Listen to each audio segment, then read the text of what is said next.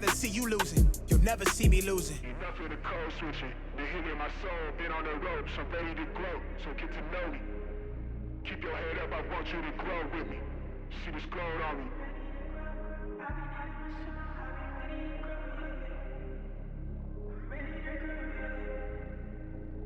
Want you to grow with me. Want you to grow with me.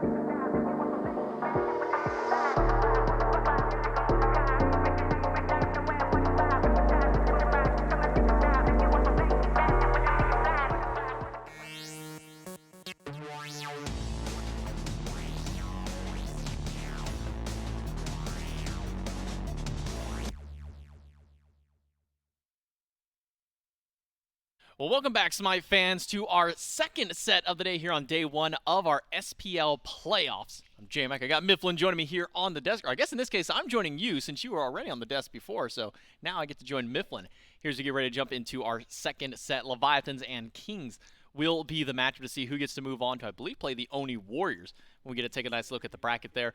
First game, or first set of our day, goes 3-1 in favor of the Jade Dragon, so a nice little start to our weekend, but we get to continue this through, and it's best of fives every single day throughout the course of this weekend, two of those at that, to see which four teams get to qualify up to Worlds, Myth. Yeah, I'm really excited for this one. I mean, not only is it qualification for Worlds, I'll always be the first one to tell the fans at home and everyone listening, there's also money on the line, right? First place taking home $10,000, that's a cool $2,000 per player. I don't know about you guys, but $2,000 in my pocket right now would go a pretty long way. So love watching stuff like that. When there's money on the line, when there's stakes, when there's qualification for Worlds, feels like these teams play just a little bit different. Yeah, we can take a look at a nice little graphic to help explain kind of how everything breaks down in the long form of it. Remember, it's every single match this weekend is best of five. Our top four teams will qualify to the Smite World Championship in the quarterfinals. And then depending on where they qualified in for their seeding, we'll have seeding matches on Sunday to determine first through fourth. If you're first seed, you get to pick your opponent from the remaining 4 teams that will be found at the very first week of January in that last chance groups qualifier. You get to pick from any of the 4 teams that qualify there. Second, then gets to take from the next 3. Third, between the last one, then if you're 4th seed, well, you just get whoever ends up being left over for that bracket. We can take a look at our current bracket, though, for this weekend. As mentioned, Jade Dragons already got their first win of the week with a 3-1 over the Ravens in our first set of the day. Now we move on to the Leviathans and the Kings to see which team will not only win, but then have the honor going against the Oni Warriors for their matchup tomorrow. Jade Dragons will play against the Styx Ferrymen for their opposition, and winners of those matchups, they qualify in, and then it'll be a matter of which seeding they have, either first or second. Loser of this set, not out of the tournament yet. They'll join the Ravens down into the losers bracket. Losers of tomorrow's will jump down there as well. So keep your eyes over the course of this bracket and for these 2 teams. And I think right now this is a big match for the Camelot Kings more than anything else. The Leviathans have been a very dominant team over the course of the phase, have had a very impressive running from their Phase 1 transition into Phase 2. Now having Panda Cat on this roster has looked really good for this Leviathans team. So a matchup for probably a lot of fans. Expectations for Leviathans to win this one out, Miff. Leviathans largely hailed as one of the top 3 teams in the league right now, and rightfully so, ever since Panda Cat has joined the squad. Camelot Kings, of course, the reigning world champions, have had a bit of an forgettable for them, unforgettable in that it is broken from expectations phase. Certainly struggling a bit more than I think anyone would have expected, but an interesting matchup to be sure, J-Mac. I mean, the Season 8 world champions versus the Season 9 world champions. Doesn't get much better than that. And you got a couple of big stories along here as well. Adapting coming back into the league, jumping on this squad, aiming for his chance to go for a 3rd title of his own. Then for the Camelot Kings on the opposite side. And he's going to get another ring, maybe? Another ring, different team this time for him. Though you look over at the Camelot Kings, not only are all of them, aside from Quig, looking for another ring, Yark would be going for his 3rd ring, 2nd time in that role. So a lot of stories to be told over the course of this playoff and in towards the World Championship. Before we can even get to all to that, we have Slaney, the coach for the Atlantis Leviathans, standing by for our pregame interview. That's right. I've got Slaney standing by, and up front, I'm going to ask. I know, like, a lot of the conversation, especially like when you picked up Panda Cat, and even recently on recaps, he's mentioned it. How was the practice environment coming into this event? I mean, any team with Shinto on it is going to have a bit of a crazy practice environment. I mean, Max and Shinto love to bounce each other off. They're always fun, but not always the most productive scrims. But it's fun, which is pretty important. Yeah, having fun, smiles all around, right? That's the important part. So we're on a new patch. Things have changed. Without revealing anything going into it, do you think a lot has changed since the last time we saw you play? Absolutely nothing. No. I mean, there's a new god. There's a new god. All right. So that's all I'm gleaming from this is expect some Amon in this set. But otherwise, yeah, it has, at least what we just saw, looked mostly the same. All the dragons were a little weird. The Kings, they're an interesting team because it feels like there were a lot of moments in this last phase where they stepped up to their competition, still unable to get those wins. I'm thinking of that 50-minute game against the Ferrymen. So they've shown that they have those capabilities. What are your thoughts on them as an opponent and thoughts going into the set? I mean, Kings are tough because they have obviously 5 really good players. And I think it's just, I mean, everyone kind of knows it's not really their meta right now. But at the same time, because they're 5 good players, you can never really underestimate them because they can just take games off of you. I mean, obviously, I don't think the meta's changed too much, but you never know what they've been doing in practice, and they could have found something that works for them. So we need to make sure that we're not taking them easy because they could come out and surprise us because they're a bunch of good players. Well, it sounds like you got the right head on your shoulders, man. Good luck in your games. Thanks for your time, and we'll throw this back to the desk. Sound like scrims have been maybe a little crazy for the Leviathans, but also gleaming a little bit from the very end of that. Unknowing as to maybe what the Camelot Kings are going to be bringing out for this event, maybe leads me to believe that these guys haven't been scrimming as much against each other since the end of the phase, or maybe they have not even each other at all. through. So not going to know exactly what the Kings are going to bring out. We'll have to see what kind of metas develop between the two, at least based off what Slaney's saying. Not a whole lot has really changed meta-wise. I think we see a little bit of that reflected in our first set of the day. Not too many change-ups there. I mean, we saw, Jock kind of come back, and that was cool. And then we immediately kind of dive back into the mage solos once again. Yeah, and it's worth noting, I'm going to throw some flowers Slaney's way because he's too modest a guy to do it himself. That is one of the most prolific coaches in Smite history, full stop. I mean, he has just been around the scene for an incredibly long time. I'd even had the privilege for about, I want to say 1 month, maybe 2 months, where he was my coach. Then he benched me. Good decision, clearly, because he's still in the league. So Slaney absolutely deserves to be here and needs to be recognized as a formidable force on the battleground. Certainly has led a lot of his teams historically to good positions. That said, has found himself surrounded by a bunch of really good players here. Highlight reels rolling through, and there are plenty of highlights to pull from the Leviathans who've had themselves an explosive phase so far. Feels like they have got very adaptable play styles. Sometimes they'll be willing to play through mid. You know, Slaney alludes to it briefly, that Shinto is a big personality, and I agree. He's the type of dude that is going to tell you, hey, play through me, or we're not going to play at all, and Shinto means it when he says it. But Panda Cat, similarly capable of doing the exact same thing, so I think the duality of those two bouncing between each other and saying, okay, this game it's going to be me, this game it's going to be me, we're going to build a composition around mid lane, oh no, we're going to play through dual lane pressure, play for Gold Fury. That adaptability has made it very difficult to lock down the Leviathans. And I think in general, we've also seen so much more flexibility out of the Leviathans. Team comps, the gods that they're drafting as well. Panda Cat's really kind of been able to open the door over in dual lane for this team, so I'm excited to see what the Leviathans bring today. I mean, you heard what he said, right? When he joined the team? Yeah. He literally comes in the studio and says, yo, Levi, 6 seed, that is not good. You want me? We're going to have to take that up a notch. And he did. And they did. And now they're sitting here as I believe they're number 3 seed overall between the 6 teams. And up against them is the Camelot Kings. And pulling a little bit, at least from what Slaney again said in the interview, you don't know what these guys are going to do, because this may not have been at least a meta that favors them over the course of this phase. Sounds like not a whole lot, and so far we haven't really seen a whole lot of change-ups from the previous meta in towards this one with the 10.12 patch. But you never know. You got a bunch of thinkers on this team. They might pull something out of nowhere. I mean, you look at the beginning of the phase, nobody's playing Lancelot. Nobody's even thinking about that god. Captain Twig pulls it out, and it gets banned from almost every set beyond there. So all it sometimes takes is that one little breakout, that one little game to kind of shift the momentum for the Camelot Kings. And I think you're right to bring up Twig in particular, because his god pool has been called into question pretty frequently so far this year. You're right that Lancelot has been his best pick and has actually earned itself some dedicated target bans, and one of the only players in the league going towards it. And still somehow it feels like every single time he's on the field, we're going to see at least one ban top 3 towards that Lancelot. But because he has got that one pick that is just head and shoulders above his next best, it makes it a little bit easier to ban him out. Has recently started to notch Rat at that same level. I'd say his Ratatasker maybe even a little bit better, just because that god is straight up just better. But if they, the Camelot Kings that is, have found maybe just 2 more picks that could slot into the jungle, that's going to open up the door to give Variety some of his comfort selections, create some space for BMT, who is, for my money, the win condition of the Camelot Kings, has been one of the most consistent mid laners so far this year. In a year where the Camelot Kings have struggled, BMT has still stayed at the top of the league, in my opinion. He's in that conversation for top 3 mid laners as far as I'm concerned. So finding ways to facilitate him and play through him, I think, going to be major for the Camelot Kings, especially as we get closer and closer to that World Championship run.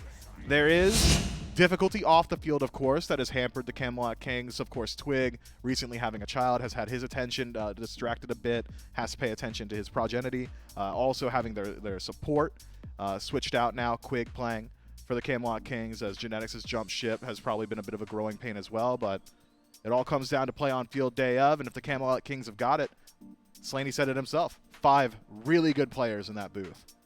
And all 5 of them with some kind of carry potential to themselves as well. We want to talk about consistency. BMT, Yarkor, they have been very consistent spearheads for this team, kind of leading the charge more than anything. I love what we've been seeing out of BMT's god pool as of recent. He's stuck to his standards, but he's also kind of been breaking out of the mold a bit. We've seen a little bit of Uller kind of pop through. We saw the E-Shell in that highlight. While that game wasn't a win, BMT looked really good on that god. I believe that was right after some of her buffs that came through. I believe it was 9, 2, and 10 on that game. Was a very strong showing over the course of the game for him. The rest of the team kind of falls apart towards, I believe it was a late game team fight that kind of ends that one out there up against the Oni Warriors. So we'll have to see what the Kings and what the Leviathans can bring to the picks and bans for game number 1 of their first match here in the SPL playoffs and the World Qualification. Leviathans. We'll go with the Baba Yaga ban, and I think this one to me sticks out more just because of what we saw in the first set. If we said 1 Baba Yaga game and no Baba Yaga bans from the previous set. I mean, maybe it has to do with what Slaney had said as well. I believe if we were to ask the same question to the Ravens or the Dragons, hey, what changed on that patch? They'd probably say, oh, this god's now a lot better, or maybe this is looking a lot better here. With Slaney essentially communicating, look, we're treating 10-12 like 10-11 and 10-10. It's going to be largely the same. I think you can expect to see largely the same bans and largely the same pick compositions from the Atlantis Leviathans. And they're top 3 for a reason. Those compositions worked. Their strategies worked and have continued to work. So we'll see. It really is up to the Camelot Kings. I think Slaney, again, did a really good job priming this set It's on the Kings to match and play up to the Atlantis Leviathans. The Kings are the challenger here in the set. Reigning world champions to be sure, but still struggling in most recent months. Najah to round out the bans for the Atlantis Leviathans. Few eyes towards the jungle there. Camelot Kings just keeping that support god pool down. Wonder though, a lot of value still on the table. My eyes immediately go towards things like the highly prioritized mages. Raijin comes to mind. Morgan Le Fay, of course. Opwash still out there. Chernobog still on the table too. A lot of very, very strong global presences out there. So it will be the Chernobog ban. Maman Brigitte still available. We had seen in the previous set was getting a lot of first pick potential. I wonder if the Atlantis Leviathans value it that highly. Maman Brigitte. The answer to that is yes, they do. First pick for the Leviathan. So now I guess the question comes down to where does it go? We saw 2 games from Dardes, 1 game from Scream, so 2 mids and a jungle game out of the god. And I think they showed equal strengths in both of those roles. A bit of a struggle game 1 for Dardes on it in the mid lane. Game 2, a pop off 10-3. Scream has a great performance on in game number 3 in the jungle. So I wonder where we do see this Maman square off, because it does feel like she's got 2, maybe 3 if you consider the soul lane in that potential. On the opposite end, the Camelot Kings will value another one of those high priority mages, Opwash, and then Uller to round out their top 2.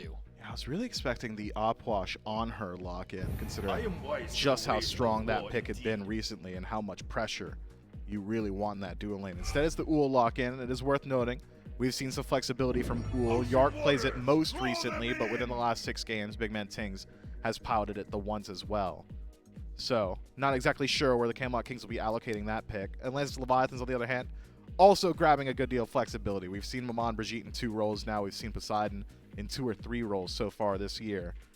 If I had to guess, and it is a guess wholly, I really do just prefer seeing Maman Brigitte in the jungle. I know a lot of people say, oh yeah, the jungle main on the desk is saying he wants the new strong, fancy, fun pick to be played in his role. And yeah, I agree. Right.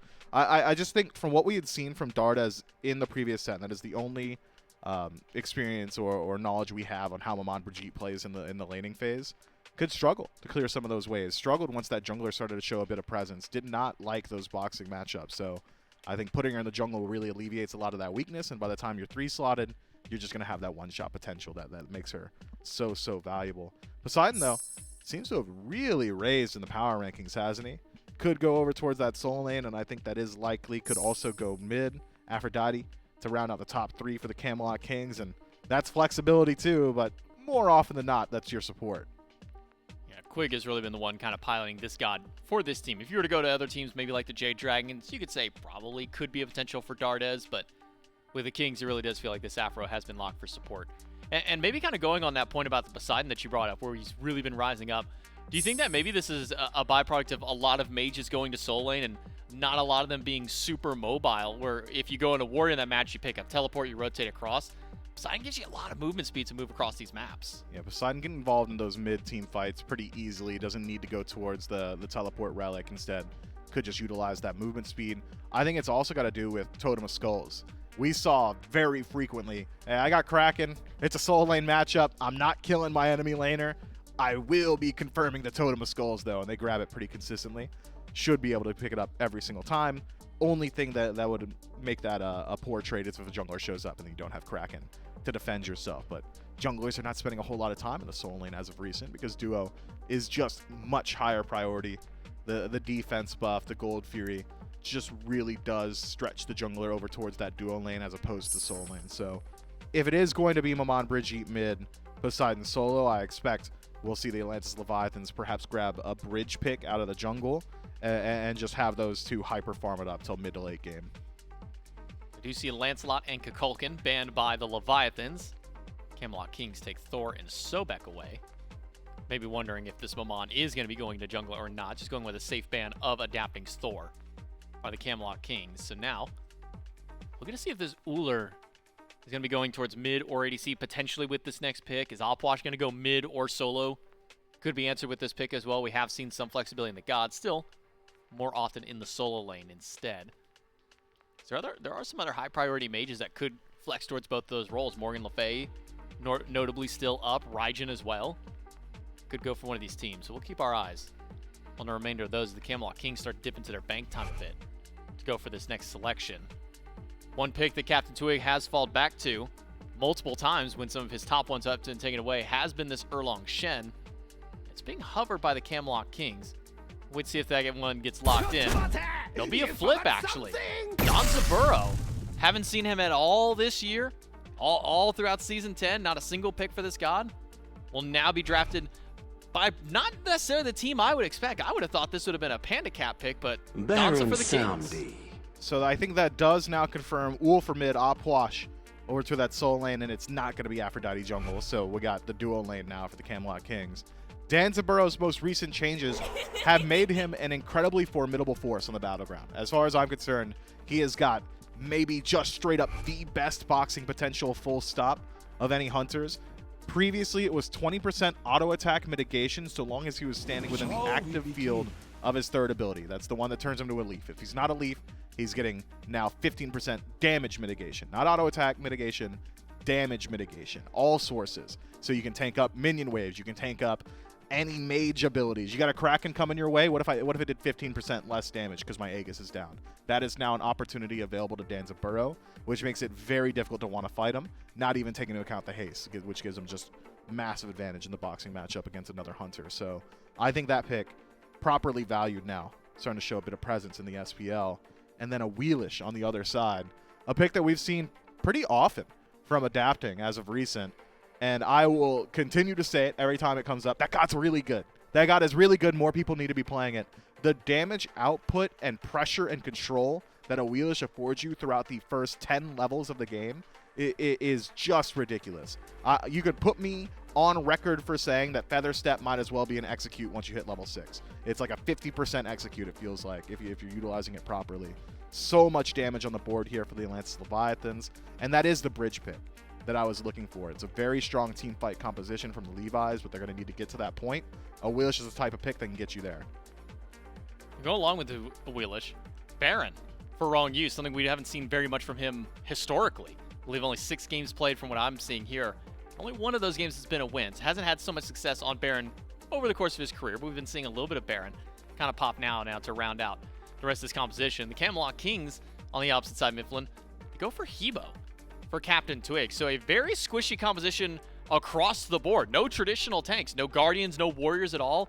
It's a triple mage on one side, triple mage, double hunter for there. The only non-major hunter we end up seeing is just this Wheelish for the Leviathans. How do these two compositions realistically kind of play out through the course of this game? Man, both teams going to struggle a whole lot on initiation, so I think if it goes to an even state at a Fire Giant or Gold Fury Dance, we're looking at a whole lot of staring contest, right? Who's going to make the first move? Who's got better counter initiation? Is anyone going to get poked out a little bit too much? Anyone takes one step forward, all of a sudden Water Spout's delivered you directly to us, right? Or maybe on the other side, oh, your beads are down, or you use Crushing Wave to escape, Baron Somni's pulling you back in.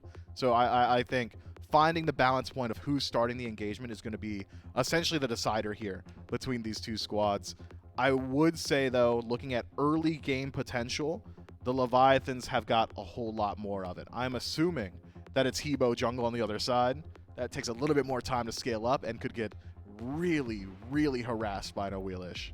We'll have to see how these two compositions play as we jump into our second set of the day, game number 1 between the Atlantis Leviathans and the Camelot Kings, and we'll throw it over to our casters. Thanks so much, J-Mac and Mifflin and Charlie. Oh, this is a fun one. It's Gort's, Charlie, of course, it's Doug who's going to give us the view in. I am excited and intrigued. Not a Guardian nor Warrior in sight for this one. Which makes me think that we either are in for what Mifflin had just said, a staring contest or a bloodbath, one of the two. But there's so much that stands out to me, and I think the thing, well, first off, now that's standing out, 69 in favor of the Leviathans to the 31 in favor of the Kings. You agreeing with Twitch chat here? Well, as far as past performance goes, I definitely thought the Camelot Kings would have a bit of a struggle in this tournament. I remember saying something along the lines of they could use that battle through the lower bracket, right? They need that extra experience. They need to try and work their way through. But as far as compositions go, I do like what the Camelot Kings have done. I think Ullr's in a fantastic position at the moment. Get some good pressure. You can stay safe. If you look at the aggression, though, adapting and Shinto, double blink.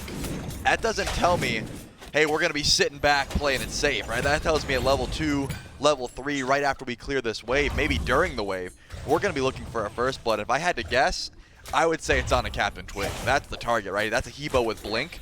I've got my eyes on Shinto and adapting, and I'm looking at that Hebo just about now. I've got my eyes on Shinto for multiple reasons, right? First off, it's Shinto. Always watch Shinto when the Leviathans are playing. But also, like you said, the kill potential, playing the newest god.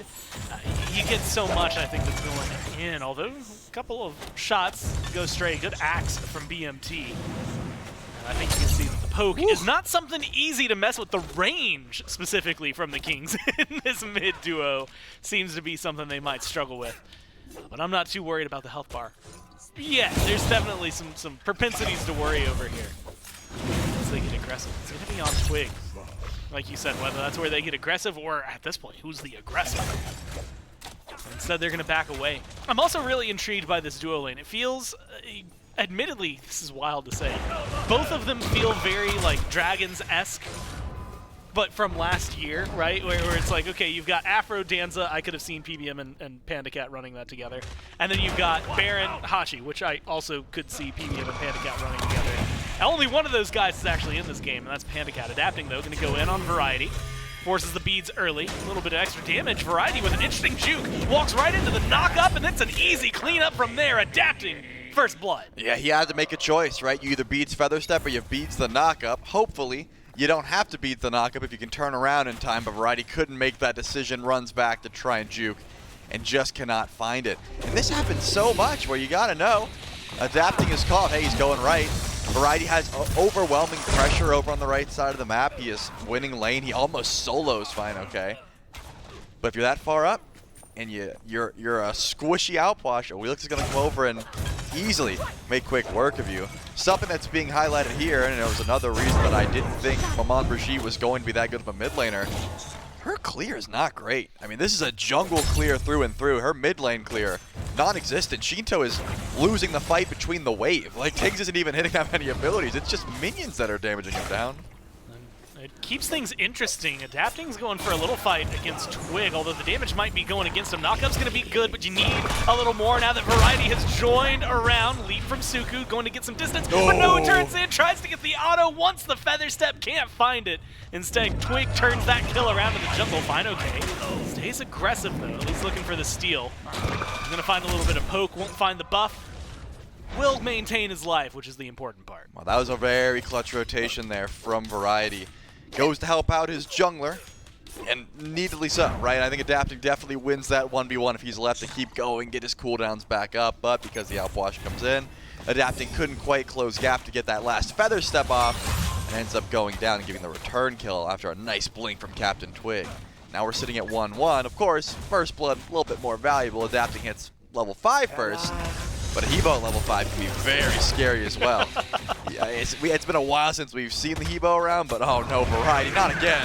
Oh, there's going to be the knockup from the Kraken, knockup from the Wheelish, and there's not much more you can ask for there. It is clean execution coming from the Leviathans, and like you said, another kill onto Variety. And that's about as free as it's going to get. Also, here we see a little bit of aggression from Yarkor.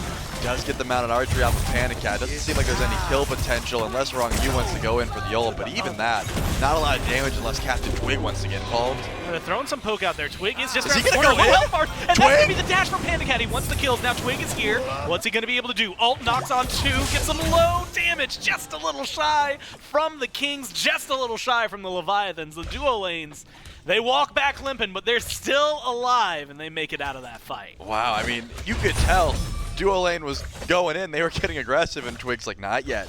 I'm baiting. Like, not yet. I need them to overcommit. Couldn't find it. Tiggs has to watch out for that dash. Remember, Shinto can follow you wherever you go with that dash, but is not going to find any solo kill opportunities, even with Explosion of Souls ready. Not too much burst damage in this build just yet. The Bancroft Stallion helps, but I'd say 2 or 3 items is when you're really looking to go in consistently for those 1v1s. Maybe one of the most, like, in the list of top 5 hardcore ultimate names, by the way, right? Like, yep. Explosion of Souls. For sure. For sure. It gives so much, too. This is the thing. So we've seen this, and we saw it earlier in the Dragon set.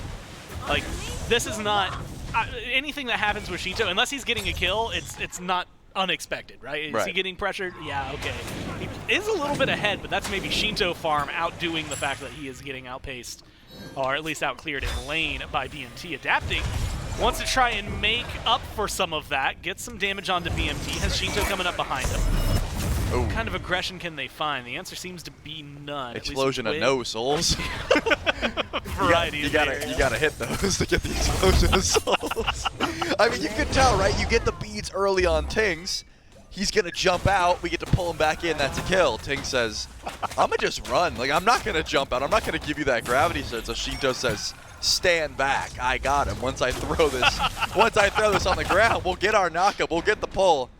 He was too quick. Thanks to the Atlas of the Yellow River, Captain Twig made sure to get his mid laner out without even having to use that leap, put him in some danger, and there was the explosion of no souls.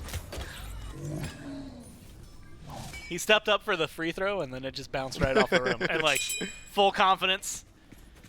We'll see it again, I'm certain. I wasn't admittedly expecting anything at level 8 from him. But to see the aggression that's there, I'm still a little worried, mainly because BMT has been on point with those axes. Oh, yeah. And I feel like all it takes is one stray axe from an Uhl, and then a Hebo to exist in the nearby vicinity, and that can usually spell the end of pretty much anybody's life. And that's the thing, so with no Guardians, no Warriors, like, base health scaling in this game, even the quote-unquote tanks are gonna be shreddable towards that late game. For sure. I do look at the dive, specifically like Shinto's trying to illustrate, and he might have something going for him. Adapting, joins him in the jungle. This is the knockup. He's going to have to retreat on Suku, but the knockup, great from Twig, instead finds Shinto alone, but Shinto goes in. Shinto kills him out. Now needs a little bit of help. His team bails him out from the 2v1, takes care of Variety, but can't quite save him. Gets a 2-for-1 trade, kills off the right-hand side of the King's map. And that's going to be it. What a rotation, and I didn't expect to see Yarkor riding through all the way over from duo lane, had some pressure, didn't really get much value from it. But that's the benefit of Shinto's damage. I did not expect the explosion as well. Those soul spikes will get you, right? You expect, oh, okay, party trick comes in, that's some tick damage, we have to watch out for that.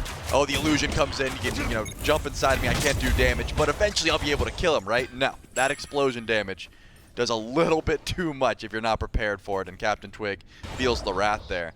And that was a beautiful explosion of souls. Used it to force out Crushing Wave. Captain Twig has Blink, has to go in, but thanks to Shinto once again, Captain Twig might be dead. Yeah, this is actually going to be dangerous. Looking at the map Variety, BMT nowhere nearby. Twig's on his own. Good dash, dodges out damage, and one last hit is all you need. 5-2 now for the Leviathans. Good combo from BMT. This might end up actually getting turned around. Shinto's looking for the damage. He wants that fight, and BMT, he has to jump away to stay alive. Yeah, you gotta be careful anywhere near Maman Brigitte when she gets that damage online. The stun, I think, is the most annoying part of that kit, because if you're not keeping track of how much, fire she has left, you're not gonna be able to find it for Variety. Tossed up and slammed down. Kraken in the gravity surge once again. 0-4 for this outwatch. Just cannot exist over in this lane. No offense to the Kings, no offense to Variety, but admittedly, that's been the tale of the last, 5 weeks. Yep. It feels like, hey, let's just go right, bully Variety. He's 0-4, you got a 2-level lead for Fine. Okay, it's allowed Adapting to play pretty much however they want. I mean, this entire right-hand side of the map, most of the engagements we've seen have been the Leviathans walking into the King's jungle, and admittedly not really getting that punished for it. I think that first initial attempt, we saw them get punished. That's where those 2 kills come from. It feels like a big righting of the ship. Since then, they've not cared, and we're not even talking main power spikes for the Maman yet. I mean, put yourself in Adapting shoes, right? You're a 3-1 a Wheelix. You've got Jotuns and Tier 2 Hydras online, and there's an Outwash with 0 FizzD and no beads in solo lane. I'd be living in that lane, right? There's no, until he gets Breastplate online, I'm not going to stop ganking the Outwash.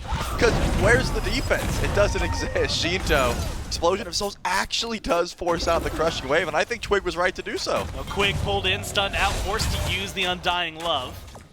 And this is, I think, Trelly, really what binds the Leviathans together, what has given them a lot of their success. It's this little bit of aggression, right? Shinto gets a big win against Twig, and they're not letting that lie anywhere else. They're getting a big win against Quig. Now that they've pushed out 2 and forced out ults, open Gold Fury, free reign in the jungle, and a hefty lead for 10 minutes in. 6-2 for the kills, and just shy of 4,000 gold in their favor already.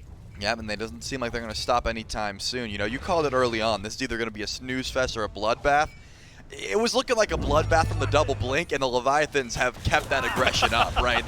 It's very rare that we're going to see those blinks on cooldown. Adapting, setting up a gank on a variety at the blue buff. Is he going to go in by himself? He's going to wait for Final K? Doesn't really matter. I don't think this blue buff is going to belong to him unless that Hebo rotation gets called out. And now Captain Twig could be a target. It's going to be a 2v3. BMP's in the neighborhood as well. They see the 2v2. Final K. Pops some move speed, goes forward. Kraken off the mark. Doesn't get a lot of damage there. Off flash throws out the corpses. That's going to create a big zone. Final K now in a dangerous spot. Has to play carefully. Knock up good from Twig. Gets him against the wall, but are the kills? No Is the way. camp helping or hurting? It's helping. Final K keeps him alive. Shinto, meanwhile, has been juggling 3 on his own. He's going to go down. But he buys his team so much room and an invade. That is ridiculous that Final K lives there. Twig didn't have the blink. Still is chasing, though. Has Crushing Wave. Doesn't seem like a 1v1 that Twig really wants to take. All it takes is one Feather Step, and there's no way you're making it out of this one. That's exactly what's going to happen. But Quig's nearby. Undying Love is available. Twig's going to get out of here just fine. That's what you got to worry about, man. You get Crushing Wave Feather Step. You can't win that fight, and that's exactly what Adapting was waiting for. But look at this. Cannot believe what I'm seeing. 4,000 gold down, and the Kings are starting up the Fire Giant. They have to make a big play. Goes for a the full knockup. Wrong U, looking for 2. Does miss the knockup from the FG, but keeps them engaged. Adapting's around. The rest of the Leviathans rallying soon. Wrong U keeping him engaged just long enough. Might actually have the root for variety to keep him engaged. Low health healing from Quig is going to be necessary. The Kings are going to get out of that one. Admire the attempt, though, Trelly. They find a big kill, and they're looking for something to pull him into the game. Yeah, I mean, it's just a check. Hey, do you guys have ward coverage? If you don't, we're going to go in for the 50-50. But the second, actually, they didn't want to go in the 50-50. The second Wrong U shows up, they go, we need to get out of here. We do not want to telegraph this pull that hard. Wrong U's got plenty of tank stats. Life of the party just to pull back in Quig and see if he can stall out anything for Adapting, because he was nearby with Gravity Surge. One knockup from Fire Giant. That could have been an aggressive play. Oni Fury spawns in here shortly. And Adapting's on the left side of the map, which he hasn't been very often. If you've been paying attention to a Wheelix, a lot of time spent over in solo lane. Quig's nearby, Twig rather.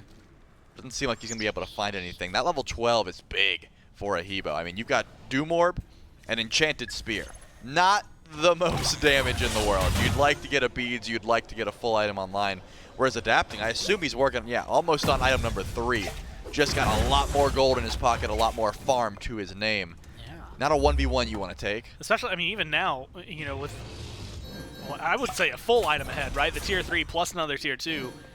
And still only 200 gold behind right now in pocket, at least, of what Twig's been able to pick up. So he's running the show as far as jungle economy is going. And that's probably going to help out. Going to keep my eyes on it. Level 12 just now kicked over for Twig. So we'll see if he gets that Beads, like you're assuming, and I would assume so with the rest of this comp. And if he can also just survive in his jungle. Pyromancer's back up. We're going to have a Fury back up. It feels like maybe now we can enter some normalcy for what a 13-minute game should be looking like. The Leviathans still have a pretty massive amount of control. Where do they start to pressure that, right? I mean, you're all still, levels 13 through 15, save for Wrong U. Are you still looking for picks? Are you looking for objectives? Where do you group up? No, you're definitely still looking towards objectives. Oni Fury just spawned in. Pyromancer is available. Yeah, if you're the Camelot Kings, you're looking to play very defensively, but great poke damage onto Shinto. Anytime you can cook up an axe like that, yeah, you're going to send it towards Shinto, towards just about anyone. Big Man Ting just showing exactly how much damage this new H Uller build can do. If you hit those Hydra's procs, once you get the Fail Not crits involved, yeah, you could be looking at a one-shot potential. Of course, Shinto knows that damage and doesn't pop his beads. Next time, he might have to. If that Fail Not's finished, you're not really wanting to gamble with that damage. But the Pyromancer is absolutely free right now. The Leviathans have no way of knowing this, but there are no Camelot Kings nearby, and they're going to take the gamble, and it's going to pay off. There's no one even close. And this is the thing that is really, from my perspective, really fun to watch, right? When you have this many, I'm going to call them all carries, right? The mages, your ADCs, etc. Yep. I guess the one assassin that graces our presence. we get that plus the frenzies. It just feels like we're going to be looking at fast objectives, fast fights.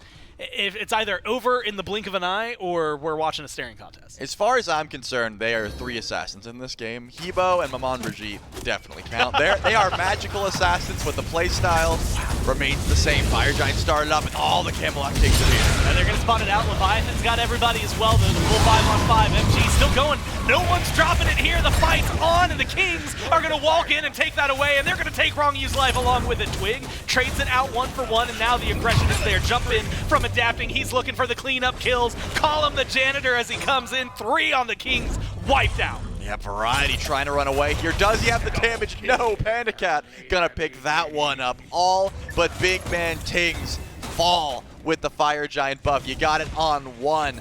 Not sure it's gonna be worth it. I mean, Captain Twig uses Crushing Wave to confirm. Sure, you gotta go for the steal attempt there. I respect it, but that's a great kill tool, right? Look at the Aegis bar. There are only 1. It's Panda Cat. Everyone else would take the full brunt of that damage on the side of the Leviathans, but he had to use it to confirm Fire Giant. So once you lose that big tool, the rest of the fight sort of falls apart.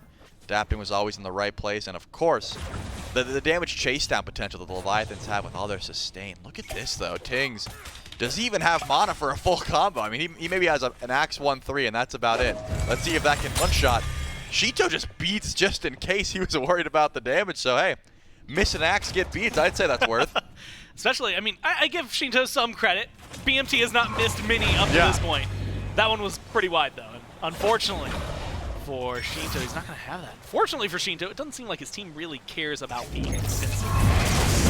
They play aggressive. They force the Kings back in the jungle. Now they're stepping up to the Fury. Oh, my God. And they burn it. They don't have a frenzy for that one. That's just good old-fashioned damage.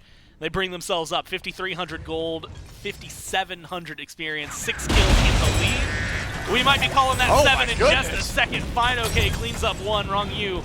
If you're looking for a stun, and they are not going to give the Kings 1 iota of peace if they can avoid it. And they're going to step up, take the beacon. Leviathans knock down a tier 1 in right and continue to put pressure on mid. Yeah, Yarkor just did not have the Aegis available. Gets Kraken, gets absolutely destroyed, all the while Adapting split pushing over on left. So towers are dropping like flies at the moment. I think Twig has some idea that Adapting's nearby. That's why he's not stepping out of this tier 2 tower. Definitely a 1v1 he'd be happy to take. Speaking of 1v1, Shinto certainly winning the 1v1 over on right. Variety. Ults just to try and clear the wave. And that's the benefit of this pick. You can play like a second jungler. Shinto just sits around, looks for his 1v1, and that's the play style of a magical assassin, so to speak. Variety just wants to farm. See, like, he's not even trying to do too much. I guess he was pushing the tower. But he's 2 levels down. He's 1 in 6. They're just bullying. Well, I guess for the sake of bullying, but that's kind of what winning is in this game. Also a 3-level lead in the jungle. Now that we've got a little bit of a slowdown, you want to talk about the saddest party ever? No one bought their brew but Maman. Shinto was the only one that got some Baron's brew. No one else picked it up. Baron didn't even show up to his own party. And at that point, admittedly, that's kind of like doing a favor, right? For Baron, like, lore-wise, that's the equivalent of like telling your boyfriend that the woodworking project he did for his first time ever, like that chair's real comfortable. that is, I imagine that makes sense considering I don't know the lore, but it just seems like such a stretch. But only 1 brew. That's what matters. A lot of party punch though.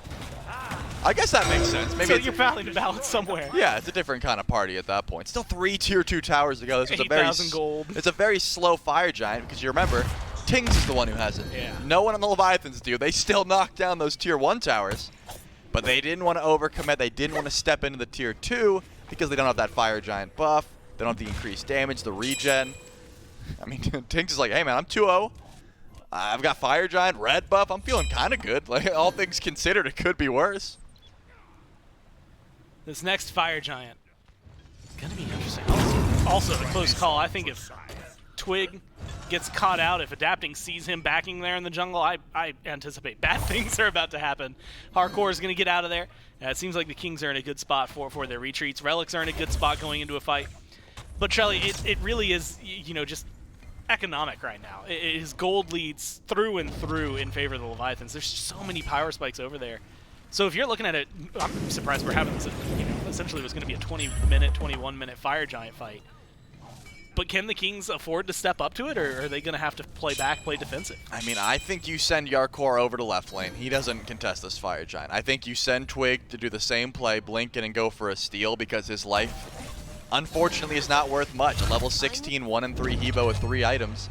You know, I talked about the value that Crushing Wave can get when Final K Adapting and Shinto don't have Aegis. Let's throw Wrong You in the mix as well. He also doesn't have it.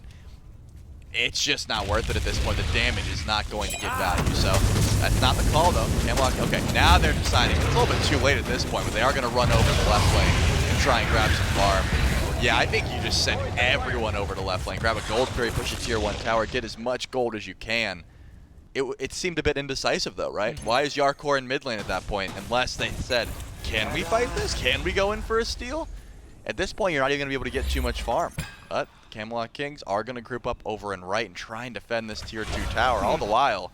And again, Camelot Kings have no way of knowing this. Adapting and Shinto are nowhere near at the moment. Fight-wise, a lot of this is going to ride on one good Whirlpool, maybe Wrong Use Engage. Of course, whatever Panda Cat can do from the backline. A lot of good damage. You've got some crit in the build for him, so all it takes is one caught-out mage, one caught-out squishy. Hell, just Variety apparently steps up, and it could be demise for the Camelot Kings. It is 3v4, about to be 5v5. We got 2 in the jungle, spotted out, I think, by BMT. They're pushing mid. And it's the slow roll game around the tier 2 towers. Minions cleared out easily by the Kings over and right. Mid tier 2 deleted in an instant. Now the Kings have to figure out what play they want to run from their playbook. Tier 2 goes down. They have to fall back to Phoenix line. So the plays they can go for, just give up the towers at this point. There was some decent poke. Variety recognized, hey, I've got some decent burst damage, but he also recognized Panda Cat hurts. He's got Demon Blade, he's got Deathbringer, and he can crit you from halfway across the tower. So definitely a smart call just to give that one up after the damage check. Big Man Tings goes mid, tries to 1v2 and at least keep that tower alive, but considering Shinto and Adapting both had Blink, both had the ability to dive, and Shinto's holding an alternate timeline, so even if you do get a miracle 2v1, you're not even able to get that kill, right? He's just going to come right back. I think it was the smartest call just to give all of that up. In the meantime, Titans will be unleashed, though. This could be big for the Leviathans if they decide to push up with their Titan over on left and, you know, use the whole way and try and break the base. Not like they have a Runic Bomb available.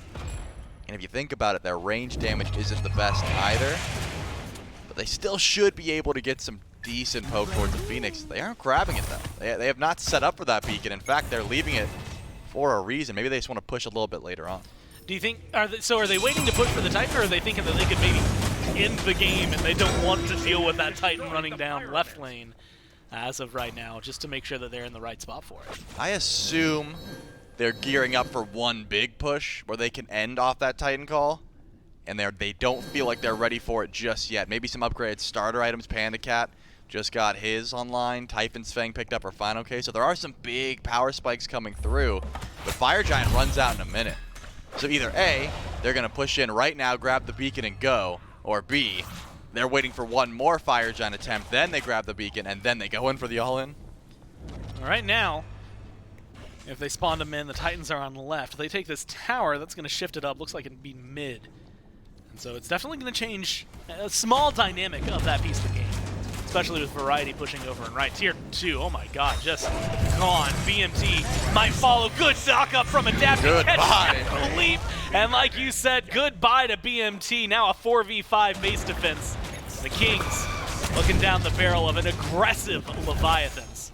Shinto, pressure in mid. Not too much that you can go for. Throws out the souls. Does not quite find it. Forces out the ult from Twig. Twig still takes half his health in the process. Just trying to get away. Adapting wants that fight. Can't quite dive the Phoenix for it. Left side, 3 of the Leviathans get aggressive. There's going to be a frenzy pop they're looking for. They find Twig. Oh my god, the damage is good. Not enough to find the kill, but enough to force the ult. Phoenix sitting about 1/3 of its health. Now you've got all 5 Levis. They step forward. A few stray autos. Don't feel confident stepping under the eyes of 4 healthy Kings. Shinto blinks in. Shinto wants a kill. Shinto is looking for Twig in the back. Finds a lot of damage. Not quite again. The Phoenix? Kill. They can't get the bird either. A lot of aggression from the Leviathans.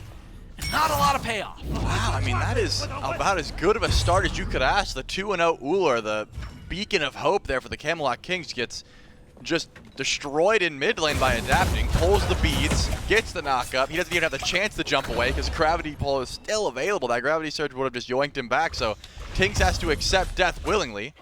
And adapting just used blink. He's still full HP, he's got beads, but that was not enough. And now Captain Twig chasing in the jungle. What's he gonna find? Honestly, not much. The rest of the Leviathans are heading back over to right lane. So this is the play I thought they would make last time. Just group up, push down left. You know the Leviathans are going to be on Fire Giant at the moment, so try and get as much farm as you can. But look at this.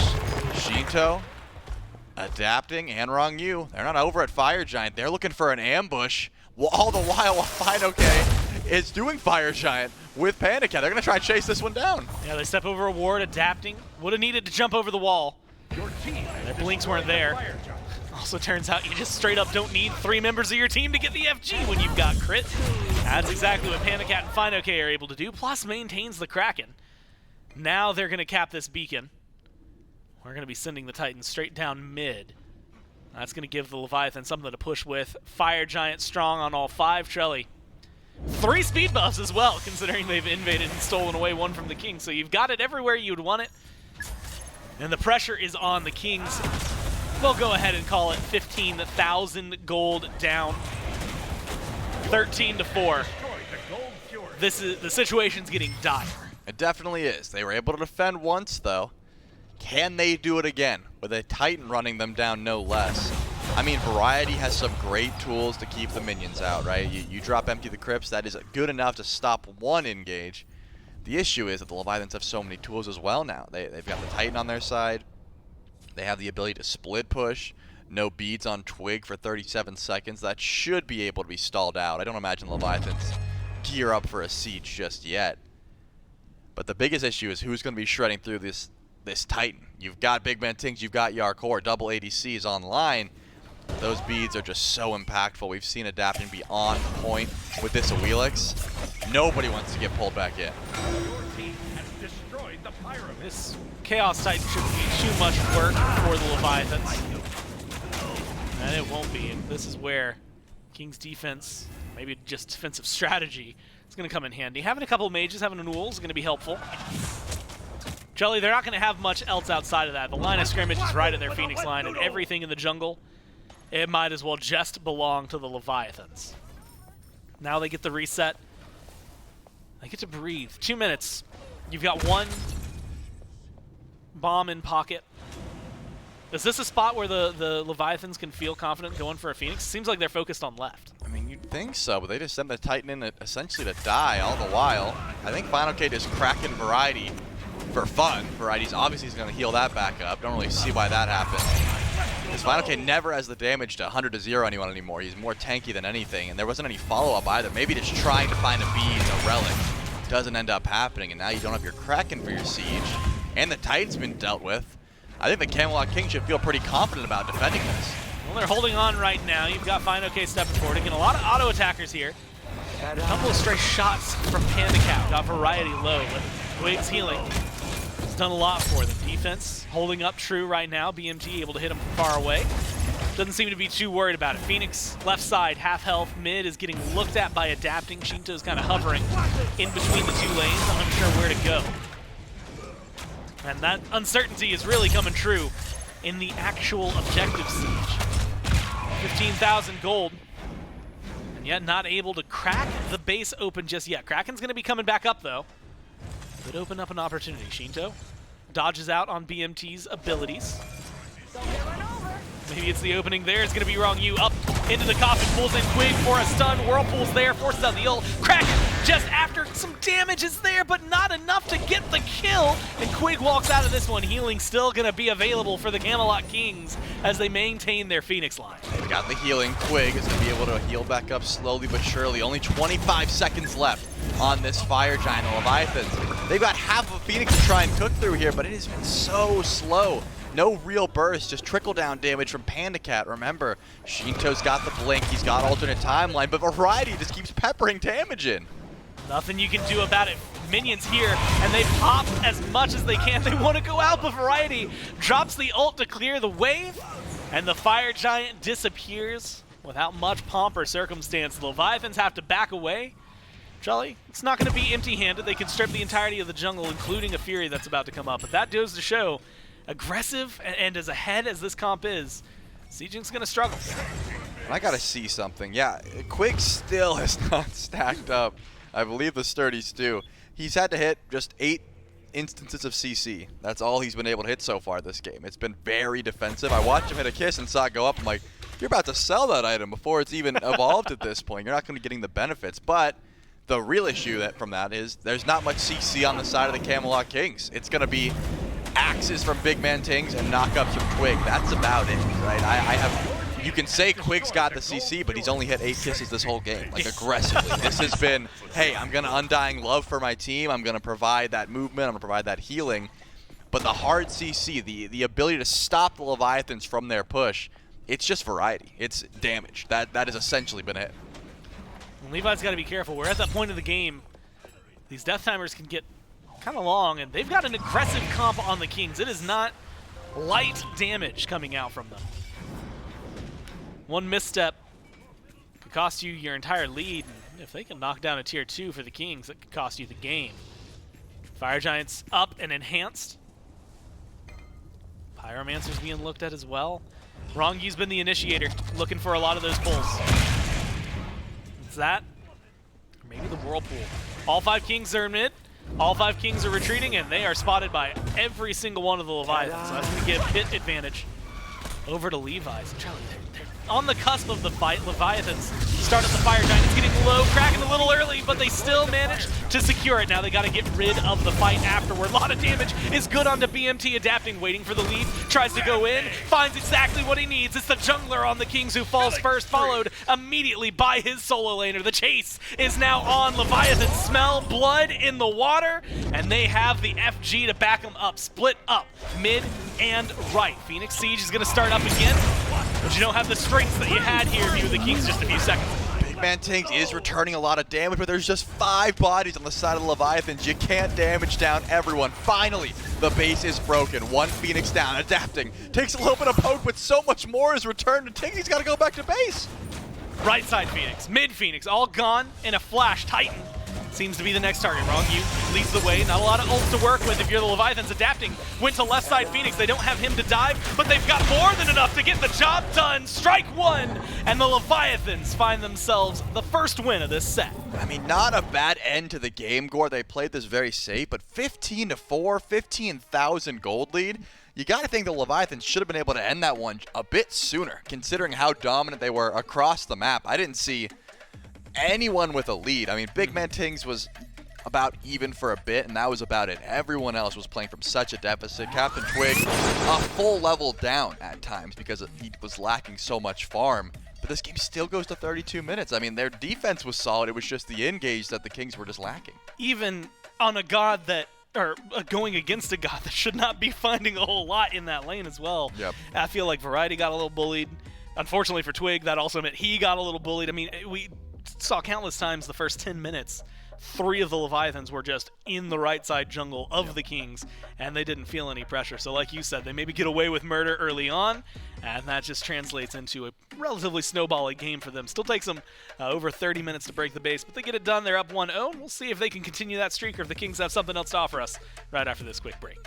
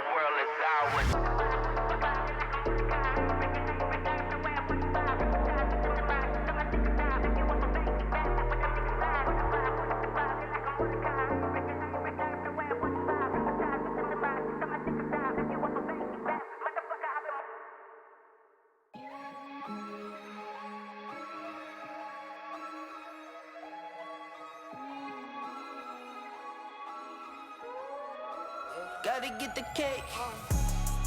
Okay, this ain't what you used to. Always with the new. This ain't what you used to. I do me, do you? I do me, do you? This ain't what you used to. This ain't what you used to. This ain't what you used to. This ain't what you used to. This ain't what you used to.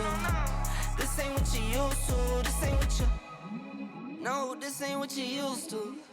Switching from the bikes to a new coupe. You know I keep some new shoes. Keep it simple, not like you.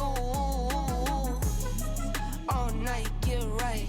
Know you know the price. Know you know the name, no games. I need all my money now. Not playing, man. This ain't what you used to. I might fly to LA. This cold weather ain't for me. Hit the bank, round your way. What you used to? And I'm grinding to the top. I can't let it slip away, so I gotta get the pay. Okay, this ain't what you used to. Always with the new. This ain't what you used to. I do me, do you? I do me, do you? This ain't what you used to. This ain't what you used to. This ain't what you used to. This ain't what you used to. This ain't what you used to. This ain't what you used to. This ain't what you. Calls keep coming in. For the win, get it in. This ain't what you used to. So you get on my nerves. Try hit my line, get curved. This ain't what you used to. Round, swerve. Everybody here knows the word. This ain't what you used to. No, you know the drill. Overpay and now I see the rail. This ain't what you used to. I get it in for my kids. Stack those chips and I get that check. Now what you used to. You see how I live, work my biz. I'm too far from the rest, not what you used to. Okay, this ain't what you used to. Always with the new, this ain't what you used to. I do me, do you? I do me, do you? This ain't what you used to. This ain't what you used to. This ain't what you used to. This ain't what you used to. This ain't what you used to. This ain't what you used to. This ain't what you.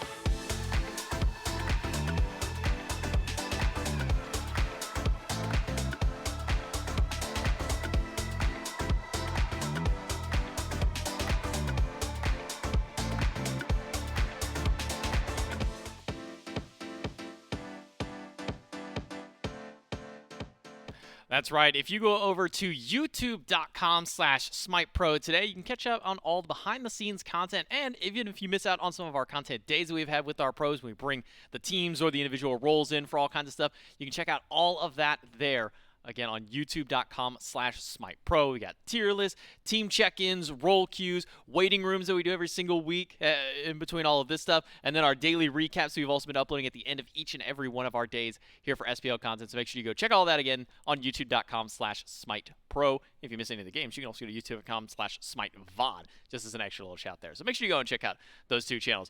And here in Game 1, Myth, this was a lot of fighting very early on in the game, and it kind of went about how you were breaking it down towards the end of the desk, which was this is going to be a difficult combination of teams for sieging more than anything. You can see the difficulty that we have for the Leviathans in those late game sieges, even given the massive amount of gold swing that they had in their favor. Yeah, but once you have that amount of gold in your favor, eventually the base will fall, and I think that's essentially exactly what the Leviathans were banking on. Look, we are the only team with an assassin right now. We get to start off every single fight on the map, and that's going to be our bridge pick to put our mages in a better position. And then once we get to that siege, although it will be difficult, eventually those towers, those phoenixes will fall, and the Leviathans execute on that plan very, very well. I thought Adapting had himself a phenomenal game here on the Awilish, just got to set pace essentially for the entire game. I thought there was going to come a point where all these mages on the Camelot Kings or maybe the Uhl will have one-shot potential that Awilish would have to slow down her game. Simply not the case. Adapting said, Blink Knockup is just good, and here's the thing about your damage output, I'll feather step it. And so often he was able to do exactly that. Leviathans, seemed to me, they just wanted to play that early, a little bit faster than the Camelot Kings were willing to do, or even capable of doing. I know you could just look at it and say, okay, well, 6-1-5 for Adapting, 1-4-2 for Captain Twig, must have just been a jungle gap. Yes, but there's nuance, right? Twig's on Hebo. That's not a great matchup into the Awilish, and it also takes a whole lot more time to scale up. So I think if we look at it compositionally, Leviathans chose slow lanes and then got themselves a fast jungler to speed up those lanes. Camelot Kings chose slow lanes and chose a jungler that was also slow. So Camelot Kings not able to ramp up to that point where they could really match the DPS output on the Atlantis Leviathans. And I just gotta say, we've now seen 4 games of it. I don't know if we'll be seeing very much Maman after today, and probably even after this game, with just how strong a performance that's been shown through. Sure, the damage numbers aren't astronomically crazy this game, but the 1v1 potential that Shinto has had in some of these fights, we saw in a couple of the highlights where he's half HP, already got hit by a knockup crushing wave coming from a Hebo, and he turns around and wins the 1v1, hell, even a 1v2 at that point. This god has just shown that she's going to have an explosive start to her allowance, that's the way, into competitive play. And so far, I believe it's 4-0 right now. This god, Maman Brigitte, is really popping off on her debut. And what I'm seeing from Maman in particular, which is making her incredibly difficult to deal with, is even if you know you're going to kill her. There are engagements where you say, doesn't matter what Maman Brigitte does, I'm going to take her down at the end of it. She could dash into me. When she dashes out, she's dead. When she's dashing into you, you're probably losing at least 50 to 60% of your HP so long as she hit her 2 first, and she just sits in for the entire duration. So you can take her out, but she's going to take you down pretty low with you, or with her, or just take you out straight up. Her 1v1 potential, of course, just incredibly high. So finding an answer to that, I think essentially everyone's forefront of their mind in the SPL right now. What is the Maman Brigitte counter? I haven't figured it out yet. Killer with CC, but that's everything, right? That's every time a good character comes out in Smite, I swear every plat 5 and up mid laner or support player is like, bro, I'll just hit him with CC and they're gonna die. That's true for everybody, guys. Getting hit by CC is not an exclusive counter matchup to anything in Smite. It's just good. I've got the answer to the global.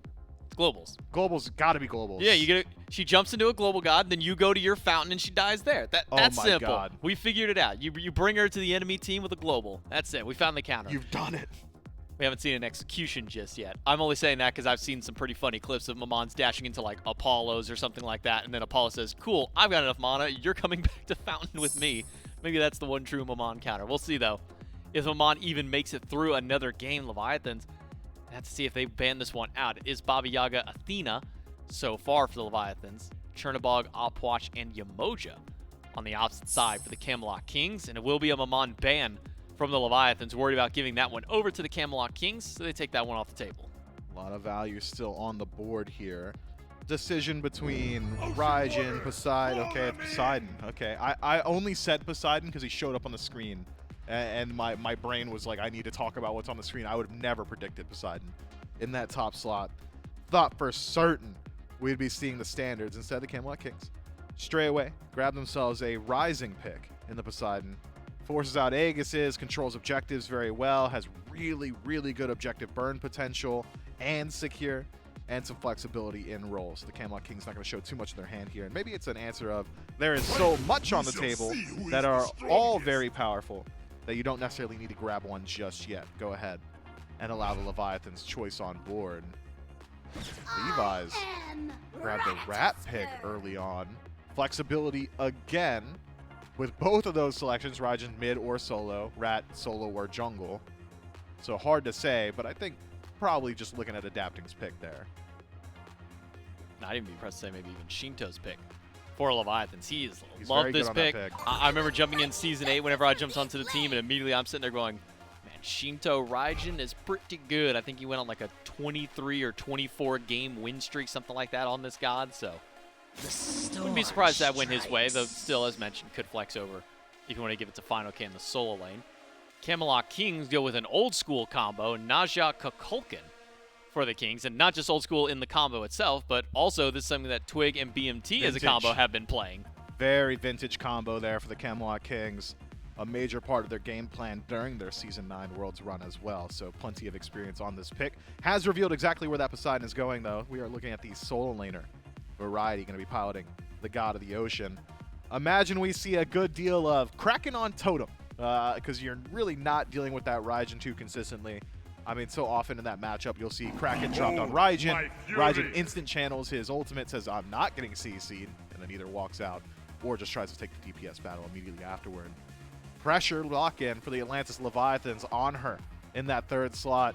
This pick has really surprised me in the last few months and just how versatile it had been.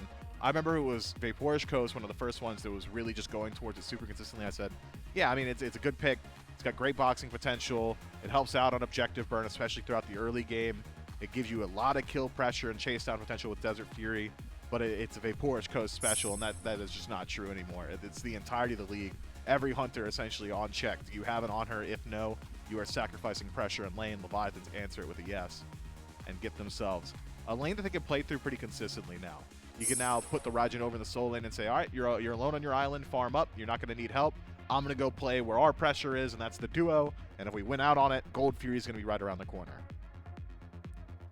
Now we go into the second wave of bans. Ganesh for the Leviathans, Morgan Le Fay for the Camelot Kings. Maybe trying to mitigate some of the potential double mage combo from the Leviathans. If this Raijin's going solo, what do you ban away from Shinto and mid? Or if you're taking Shinto's, assuming this Shinto's Raijin, what mages can you remove from the solo lane in trade? Will be a Baron Somni on the other side. This time, the Leviathan's banning out. They're the ones who played it in the previous game, but Quig has gone to show that he also enjoys playing this god along with the Aphrodite for the mage supports at this point. So, taking another hit at the support player for the Camelot Kings. Though, Tim may mention, the Aphrodite still available if the Kings do want to go towards that one. If Quig wants to play it once more. Where the Camelot Kings go for their final ban is the question. Do they take another mage out and just maybe bank on this Raijin going mid and have a more traditional solo lane warrior for final K? You maybe ban the Khepri, as you call, to give them something that can't really counter the Naja Kukulkan combo. You'd have to be pretty quick, though, with the Khepri res to be able to pull somebody immediately from that Windfire wheels, but could be done, just a very small window. Yeah, I mean, we've seen when Khepri is available, the Leviathans like that Khepri Anubis combo, and that would round out their draft pretty well. Would still be a high-pressure duo lane with good kill potential, and then ignoring the Naja combo, right? Like, we're not going to utilize Scarab's Blessing defensively. You could utilize it a little bit more aggressively in a matchup like that, especially if they do take the Anubis for themselves. Would be able to win that DPS battle against both Poseidon and Kukulkan, likely. They go for the lifesteal build. I'm just talking myself into it. Let's go ahead. Get results-oriented. That answer will come shortly. The Camelot Kings ban out the Morrigan I don't know what I want to ban, so I'll ban literally every god in the game, says the Kings, and they've done so very well. Aphrodite, though, for the Leviathans. I wonder now. I mean, that boosts die potential pretty significantly. It's not as safe as maybe a Khepri could have been, but Rat with protections in your backline now with healing and a little bit of additional burst thanks to that back off could make it really difficult for Poseidon in particular to escape. Because what people don't talk about enough with the Aphrodite support is the back off slow. I know that she's lacking a bit in AoE CC. She's got the single target kiss, but that slow makes it really, really hard to walk away from junglers, especially levels like 8 through 12. So decent potential there for the Leviathans to leverage pressure once those two, Rat and Aphrodite, get to link up. And then a Thoth to round the draft out. Seems like Smite year 10 is the year of no initiation, just about. I mean, you get a little bit from the Raijin. Taiko Drum going to get a lot of value here. Rat can do it a little bit too, but the rest of your composition essentially relying on them. Whereas the Camelot Kings have got plenty of CC on their side. I'm seeing multiple stuns, multiple single target CCs, high threat on Bede's abilities, the pluck from Sobek, the sash from Naja.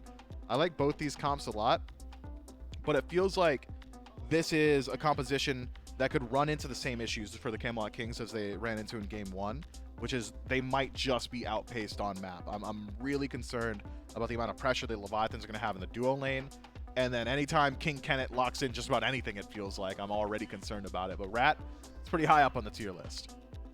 I mean, Rat's almost like Thor in that instance. We know how good adapting is at Thor. My man took, what was it, like a 2-year break, came back in his first game, got Thor banned top 3. Like that's how much of an imprint he's left on all these young bucks in the SPL.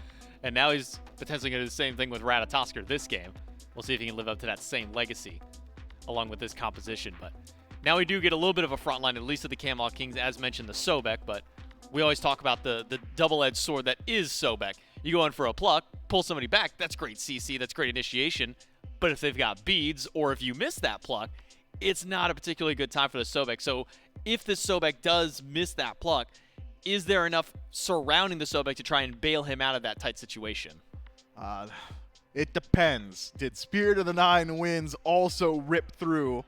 If yes, maybe you can disperse the Leviathans. But if Sobek misses pluck in like a jungle corridor team fight, he's eating rat stun. He's got the pillar sand right around him, so he's going to have to go immediately into the ultimate. Aphrodite might just chain CC as well. There's a lot of chase down potential. He might survive for a while, walk himself out with the ultimate, the lurking in the waters, but Thoth also is the longest range god in Smite. So there is a lot of chase down potential. Very volatile pick on that Sobek. But you can't play around the misses. You got to play for playing your own game and playing it properly. And if Sobek lands pluck, I think the question is there enough threat in the draft around him to justify the Sobek pick? What are you throwing people into? Zephyr Tornado, that's pretty good. Whirlpool Cripple, that's pretty good. A Sash for Chain CC, pretty good as well. So I think there is a lot of follow-up potential in the Camelot Kings.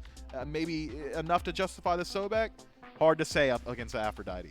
We'll have to see if the Camelot Kings can pull it out here in game number 2 and tie up the set. Orbital Leviathans go up 2-0. Let's jump right into game 2 with our casters. Thanks so much, J-Mac and Mifflin. Let's start. Still Gore, Trelly, and of course Doug. As we jump into this one, Trelly, a lot more standard, I would say, with maybe like an asterisk on it, because standard does have to envelop standard for the players involved, right? Naja, the Kukulkan, something the Kings have played, although we saw success earlier today. So maybe that's what they need. It is shimmied after game 1, just 1% in favor of the Kings. Unlucky. But 1% still a little further and a little closer to maybe the faith of the Twitch chat. How do you feel about this? I feel like the Naja Kukulkan combo is like the tried and true classic for the Kings. Yeah, it definitely works. I mean, that's the reason they go back to it. But the issue, of course, is you have to find these key targets. And you have to hit a sash into an ult, get the beads down, because they're not going to beads the sash. And there's 5 of them. And then you got to do it again, right? And can Captain Twig do that once, get out safely, then do it again on the same exact target and find that same level of success? Or are you even going to step forward if your beads are down? It's not as easy as, oh, I'm just going to ult someone, then you ult someone, we get a kill. It doesn't happen every time because there's so much, room for outplay.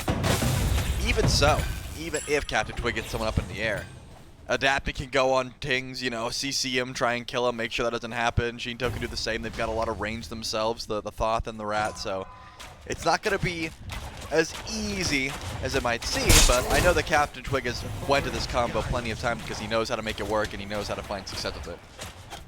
Right there, we saw something that Quig won't be able to survive late game if it happens. That was a missed pluck. All they reset, though. I kind of want to ask, we don't get to talk about the shards too often much anymore because they've been around for a while and you kind of know what they do. Are you surprised to see 4 Leviathans all going for cooldown? It depends. I think it really just is a playstyle difference. If I'm going Horn Shard, I'm using it for farm. You know, very rarely am I popping that shard to get a kill. It is more often than not, oh, I just cleared the wave, but I also want to do mid camps, or I just cleared mids, but now I want to do my red. In that case, it can be a little bit differently, whereas Big Ben Tings, he's got Claw Shard, right? He wants more damage. He's going to pop that before he uses his ultimate or when he drops a NATO down to look for aggression. Speaking of aggression, Shinto and Adapting have plenty of it. No blink available for the Rat, but cooldowns come up. Yeah, the Acorn Blast might just do it. Yeah, Twig's low. What a great route. What a great shot from Shinto. Exactly what you need. The dash to get in range and a first blood just to clean it up. I mean, that's the range that Thoth can provide. I'm pretty sure Adapting had that kill regardless, but Shinto says, you know what, I'll invade and punish just to make sure that you can confirm that kill. A lot of damage heading towards Variety. See if you got a Horn Shard here, maybe Variety goes down, but fine, okay. Already used it, it's up in 15 seconds. You don't have the cooldown, but now there's a Ratatosker sitting by, maybe Adapting. Looks for an attempt at a kill, but Variety does have beads available, so even if an Acorn Blast connects, not enough to net a kill. And once this Najah is spotted out, you're probably just gonna back up. Captain Twig comes to his solo laner's aid. Recognizes, hey, you're not going to be in for a good time if Adapting wants to get aggressive.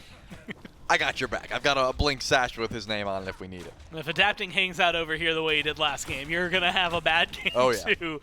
Yeah, no, they need to change it. Are you... I guess we already talked about it, and you had kind of already mentioned like the necessity I think that Beats has in this comp, or into this comp, that the Kings are running. But does it set the Rat back to not have Blink? It feels like in a moment like that, if he has Blink, he maybe can get onto that beside the Blink. It definitely sets you back, 100%. I mean, every jungler wants to be able to go Blink, and then just go uncontested, blink in on squishy mages, blink in on anyone with some hunters with their escapes down, that sort of thing. But you just don't get that freedom all the time. Variety, looks like he wants to go for like a possible crack in there. I think that's what he was looking for. He checked the blue buff, recognized Final K was already gone, and gave up on it.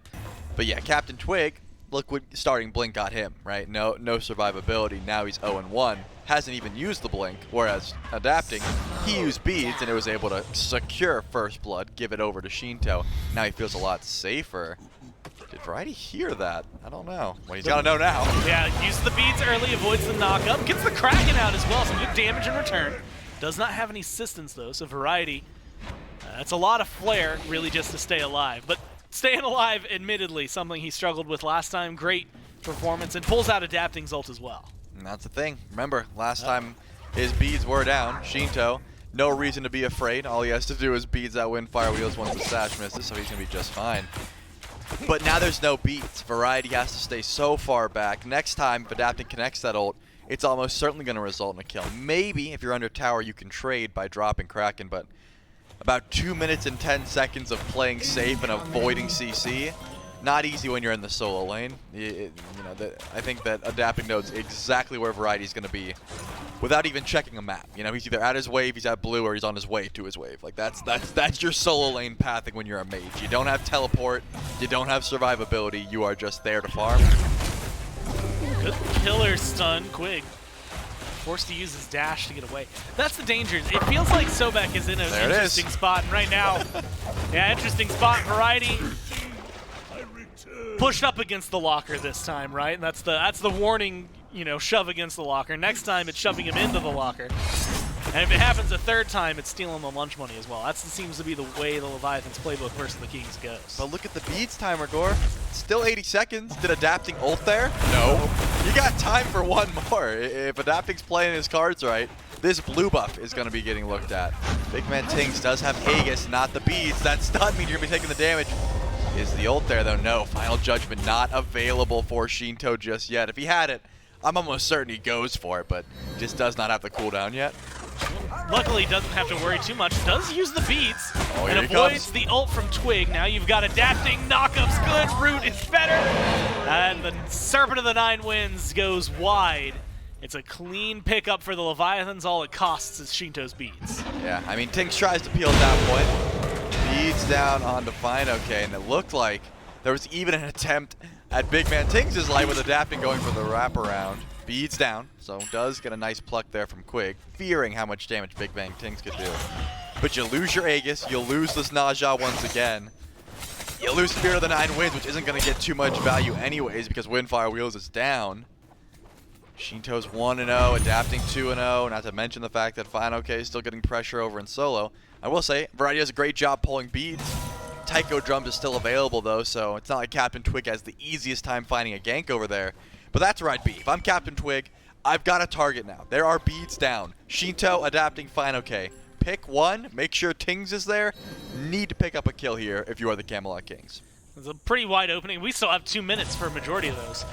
So if at 8:30 we look up and there has not been a kill for the Kings, something's gone wrong for Twig. It is going to be slow pace. We recognize him as a farmer early on. We'll see how much that continues. Wrong U pluck, takes a little bit of damage. Panda Cat on the on her. Goes for the ult, spreads some damage between Hardcore and Quig. Keeps the Kings pushed back. Got adapting in the jungle. No ult just yet for the Rat. All it takes is a little bit of aggression from the Camelot Kings, and adapting will go in. No blink.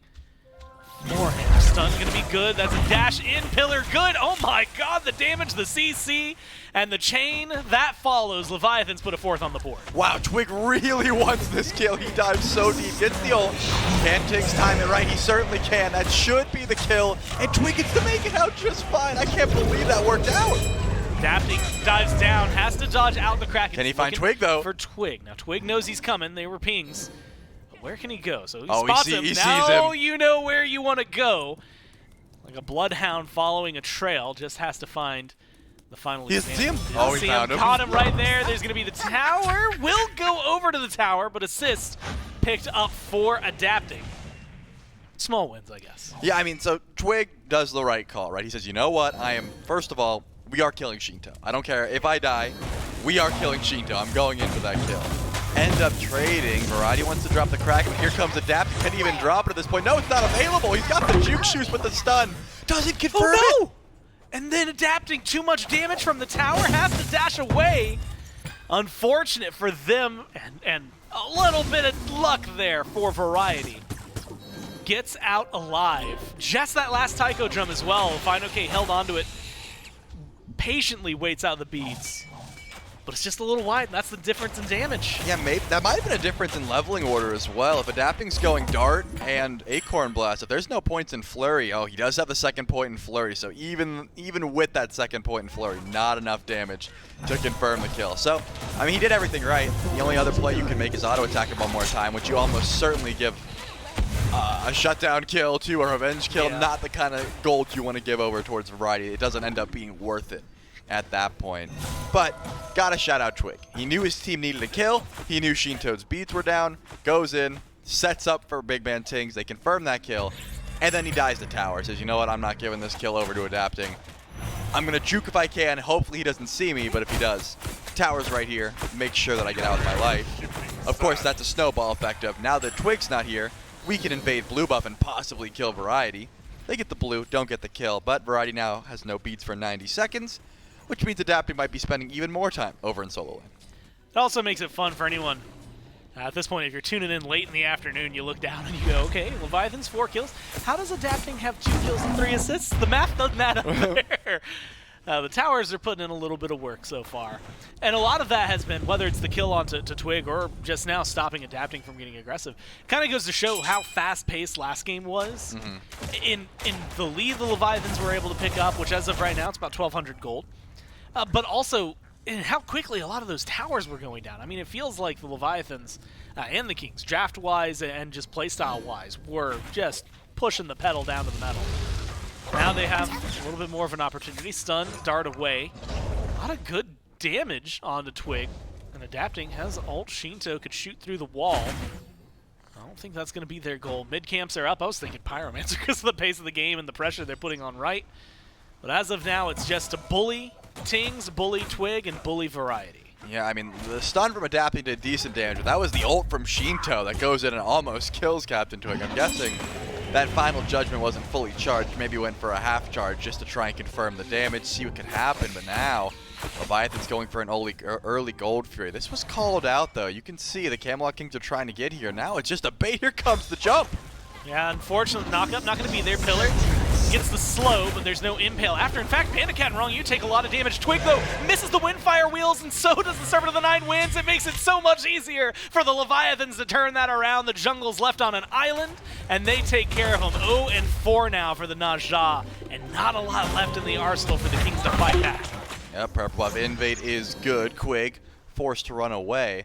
All starts from a Gold Fury attempt, but more so just a bait from the Leviathans. And I love that aggression from Panda Cat. It wasn't, oh, you've got a stun, Wrong use setting up for me, or Adapting's ulting in. No, Panda Cat was the first one into the fight. He leaps in, trying to force that engagement. Variety jukes out the invade and punish. All that hits, could be in trouble, sends it in, and Variety certainly going down here. Trades his life for a tier 1 tower.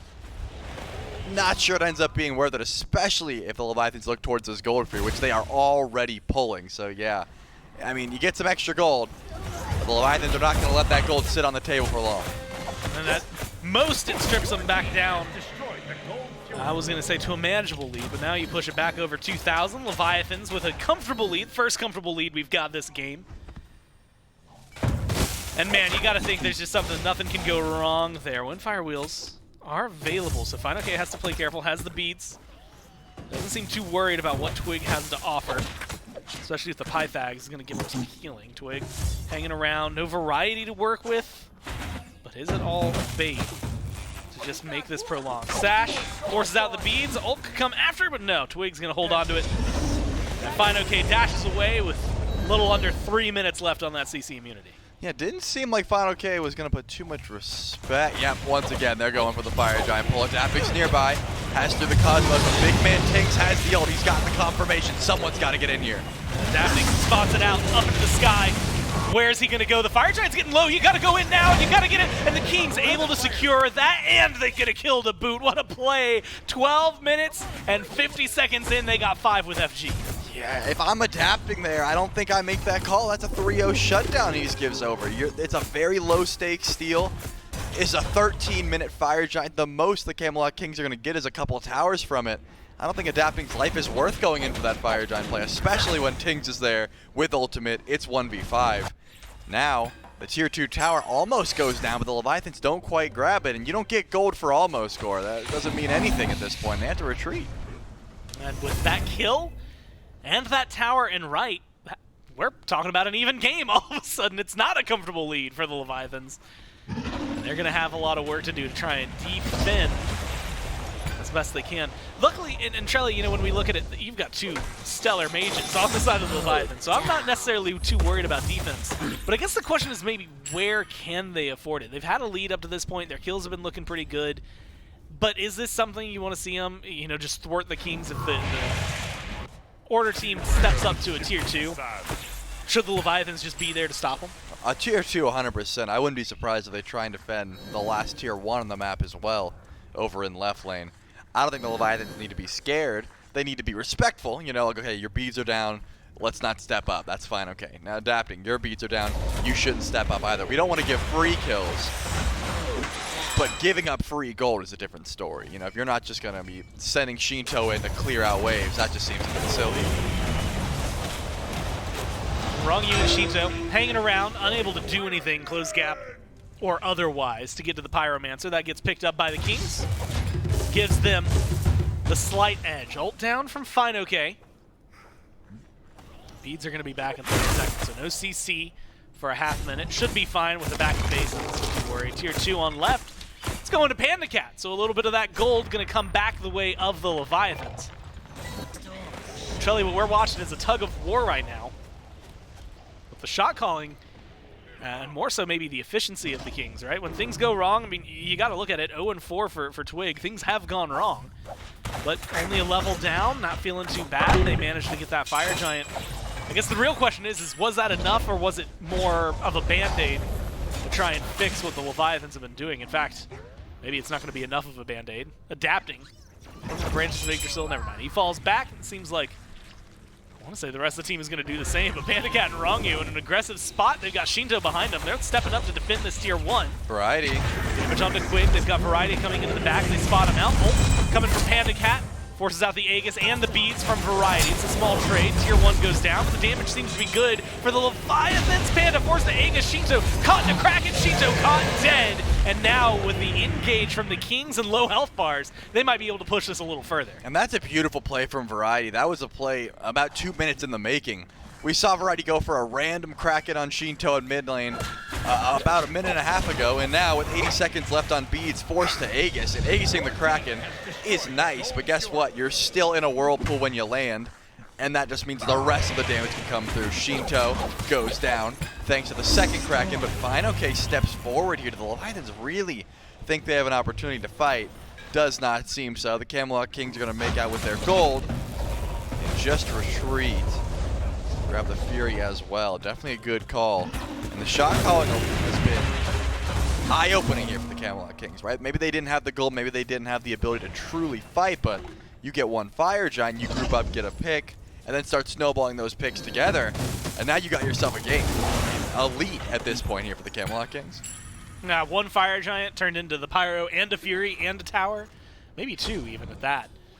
You lost that tier 2, so we're, like you said, mostly in a sort of even-ish state. I guess 2,000 gold 17 minutes in. It's something you got to work with here for the Kings to turn it into a true lead. They might be able to do that.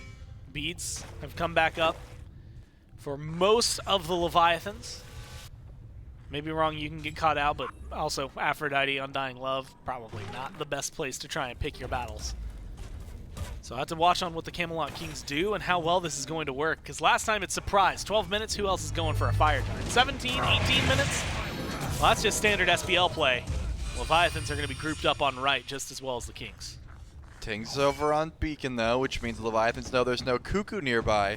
They're going to step forward, whether that be for a tier 1 tower or a fight in the jungle. Still yet to be determined. Seems like the tier 1 tower is what they're after.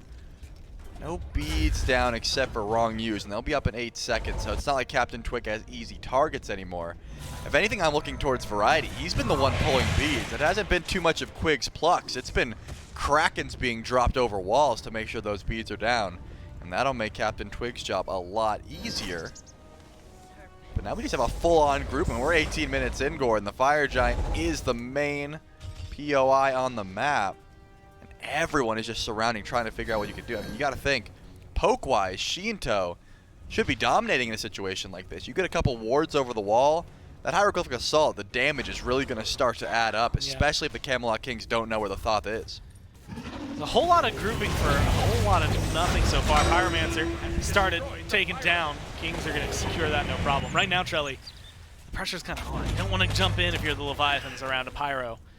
If it means the Fire Giant would be lost next, and like you said, they've got the damage, and it's just finding the right opportunity.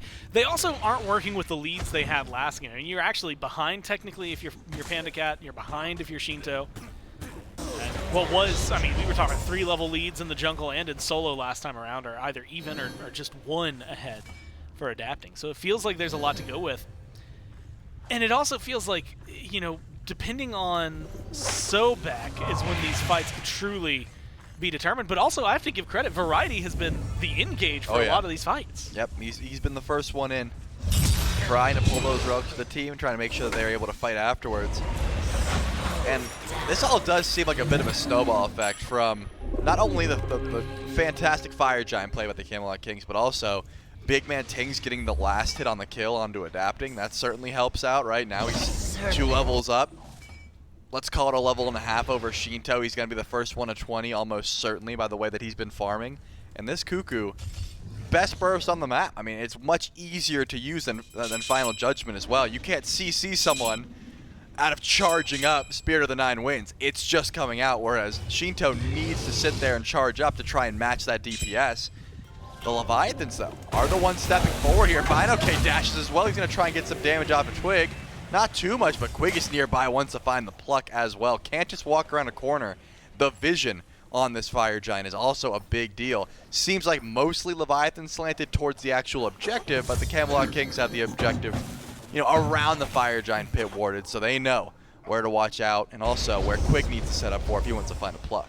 And, you know, we haven't talked about it too much since the initial update, but like this wide open Fire Giant pit, like there's just so much to cover, so much to try and see. Even now, I'm looking at it, red wards the cover, like you say, the pit, and a little bit actually behind the pit for the Leviathans. And it's going to be the Kings who get to step up, de-ward just a little bit, get themselves some vision. So a battle that's going to be won potentially on sight as much as it is on fight. A little bit of a staring contest, though, and this is where it gets a little rough because we started this pretty early, and so you're seeing, you know, level 18s, level 17s. Fire Giant, though, started up by the Kings. Leviathans gonna step in to try and fight it. Let's listen in as they do.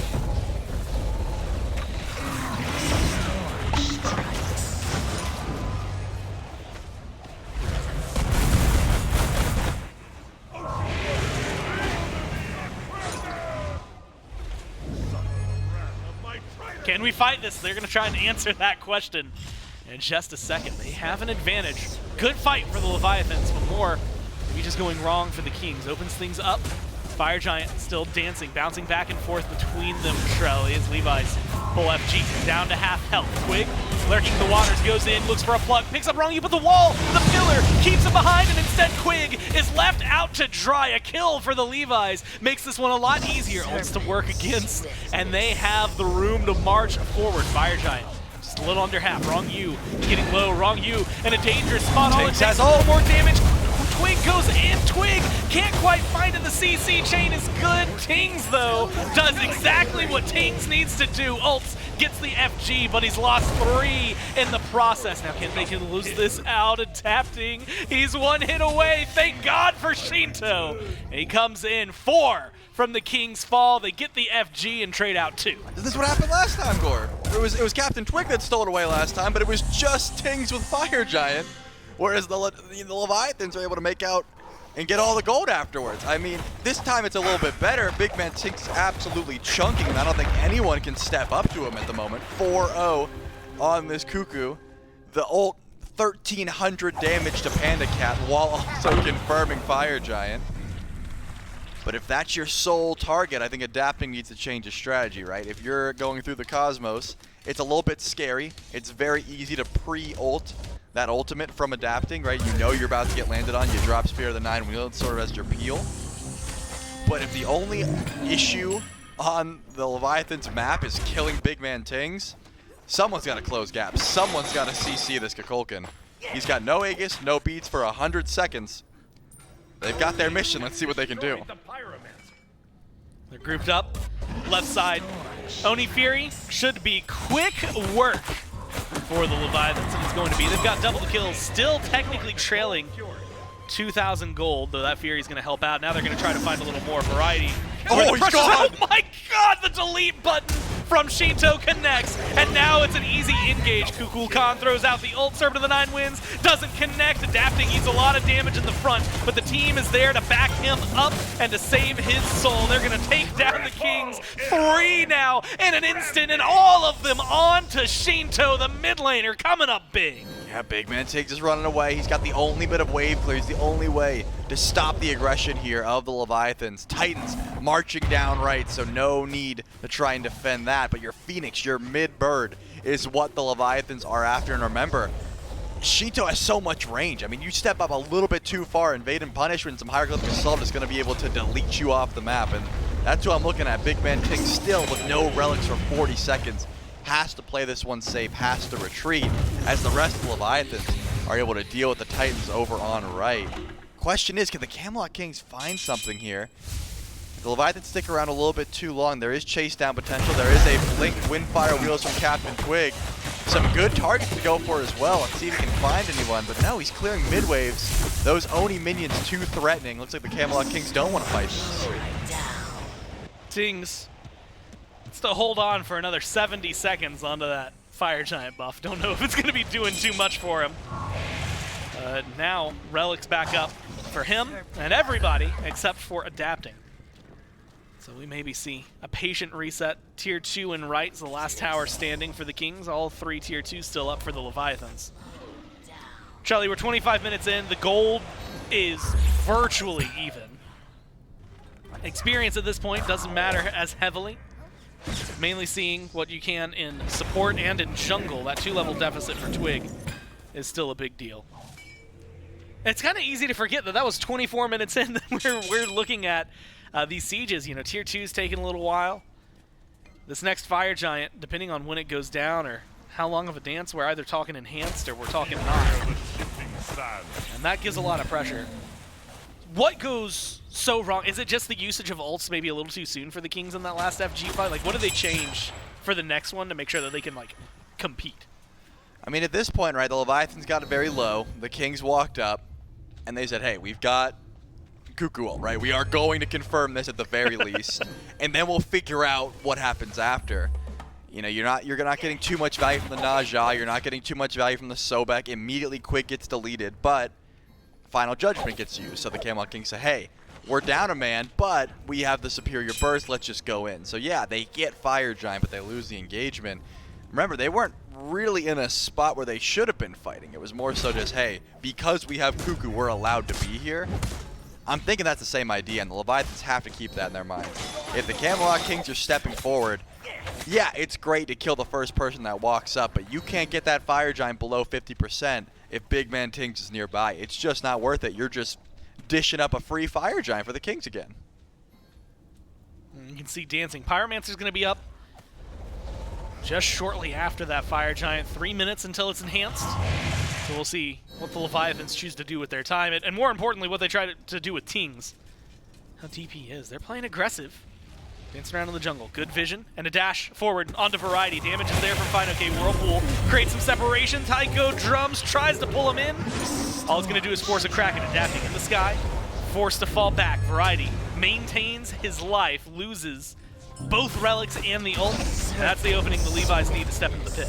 They're going to do just that. They're starting up the Fire Giant, but remember, it's not Variety they need to worry about. They're going to go in for Twig first, take some good damage, but Spear the 9 wins already used. And immuned out by Wrong You at that. So now you don't have to worry about the ult. You've got your Skewer no Shinto. Shoots it out, gets some damage, has to play safe. Twig makes sure the mid laner feels uncomfortable, unsafe. Twig gets back to the base. The rest of the team still trying to fight, and that might be too much of a commit for Captain Twig. Killed off, picked off. And now a 4v5 in favor of the Leviathans around the FG. And Adapting stepped into the tornado at very low HP, almost goes down there. Pyromancer is dropped. Even with that ultimate down and with Twig off the map, the Leviathans can't step forward. They can't go in for the Fire Giant.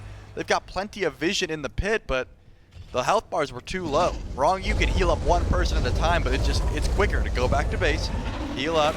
By the time they get here, Gore, Big Man Ting's ultimate's gonna be up again. He's got both relics. There's no CC towards him. This Cuckoo is still gonna be a big threat towards the pit. But is Twig going to be up is maybe the bigger question. Still 17 seconds.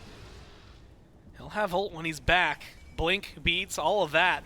But he's gonna need a little bit more. Kings have to set up for a defense here. I don't know that they truly can. Watching Tings gives it away more than anything, and they are stepping back. Fire Giant goes over to the Levi's. Still a minute short of enhanced, but they get it on all 5, and they've got the power play. Yeah, I'm guessing that was the call. The Camelot Kings were nearby. They didn't commit. They didn't step up onto those wards. They said, hey, we'll sit here in case they get Fire Giant very low and try to hold till 30 minutes, but we're not going to walk up and forfeit our lives at this point. The Naja is just not going to be able to make it in. Captain Twig just now spawning in. No reason to overextend if it's not an enhanced Fire Giant. But now the Leviathans get to push up. Last tier 2 tower on the map. Actually, there's some Camelot Kings over in the jungle. I was what? Oh my God! Just deletes him? There's no time to react. There's no time to say anything. No time for teams to even think. Beats, they're all up. He had no deaths. And Shinto changes that with the press of one button. Deletes him. Now all of a sudden you're in a spot. If you're the Kings, you have to defend. You have to defend here. Adapting's going for mid Phoenix. The rest of the team of the Leviathans looking for right. Twig's lurking in the waters. Trelling. There's too much to defend, and they're too spread thin. Mid Phoenix goes down to Adapting. We gotta watch. He's one up into the air. Variety with a Kraken looking for the defense.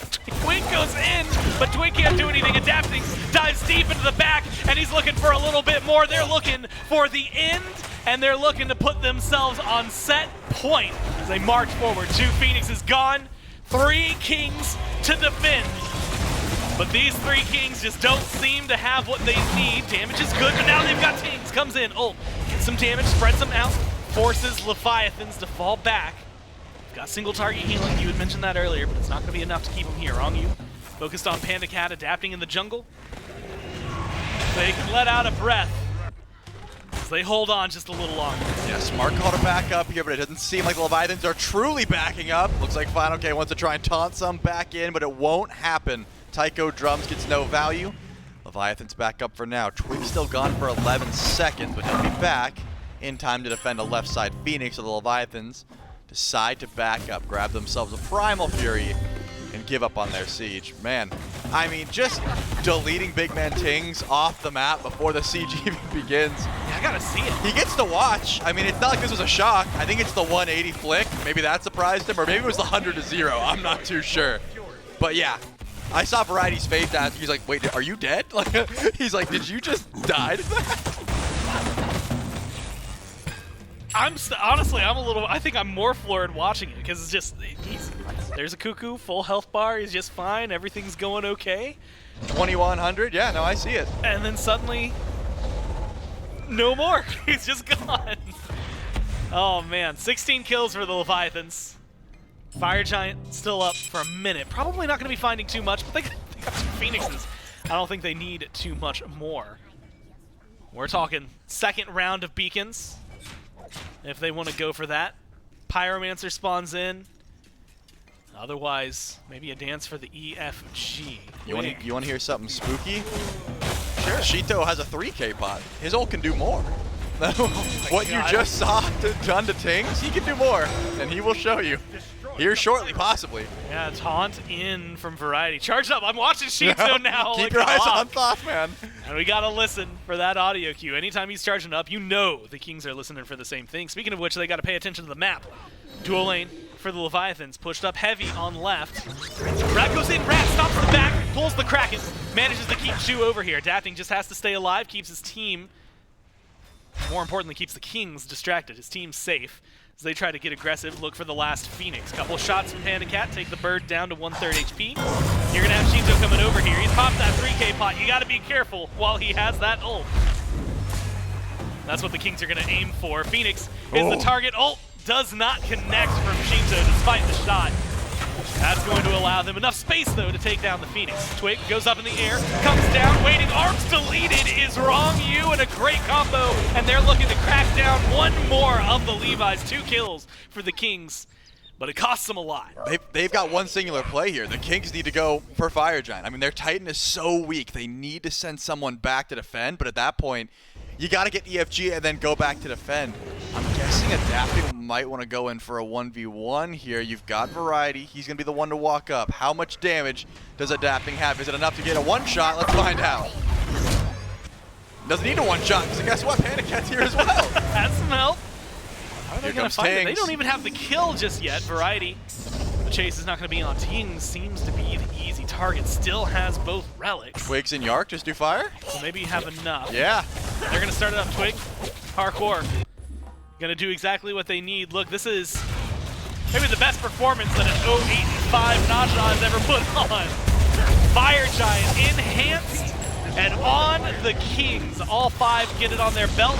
They get the lives of 2 of their Phoenixes back. They stop fire minions, at least in mid. They're going to need to stop them in right. Trelly, they have stabilized. And admittedly, all off the back of a respawn ult from Tings to really separate the Leviathans from their Titan just a few minutes ago. Yeah, and I think the difference is the Leviathans could have played that better. They have 3 Phoenixes down. They have a weak Titan. But they played so I guess they recognize, hey, 1 pick might mean the end of our game, which might be a stretch. There's still 3 tier 2 towers up. But I think instead of going for the kill on the Variety, they can push up mid, they can look for a Phoenix, they can try and draw some of the Camelot Kings back. Because I feel like there's no reason, with your Titan that weak and the Phoenix is that low, that you can send 4 to Fire Giant and not have to worry about either A, is Shinto charging ult somewhere, or B, are we getting backdoored, right? None of those thoughts were in the Camelot Kings' head. They had nothing to worry about. The Leviathans showed themselves. They said, hey, we're not defending Fire Giant, but we're also not really fighting you. We just have to play safe because we overcommitted. Now you're up against an enhanced Fire Giant, which, if we're honest, Score, the Camelot Kings, I don't think they're going to use. Yeah, well, they're using it. They're just using it to defend as best they can. Yeah, they're Fire going to be minions right there. as much as they can. They were holding on for Phoenixes. They've got mid about as healed as it's going to get. They're trying to get their right side Phoenix into that same spot, and left side is going to be a worry. Now you've got a Fury going over towards the Leviathans. They still got the gold lead, but we're at the point where we're talking late game full builds. Upgraded relics are really the only thing that's missing for a few of these players. And of course, power potions whenever they come through.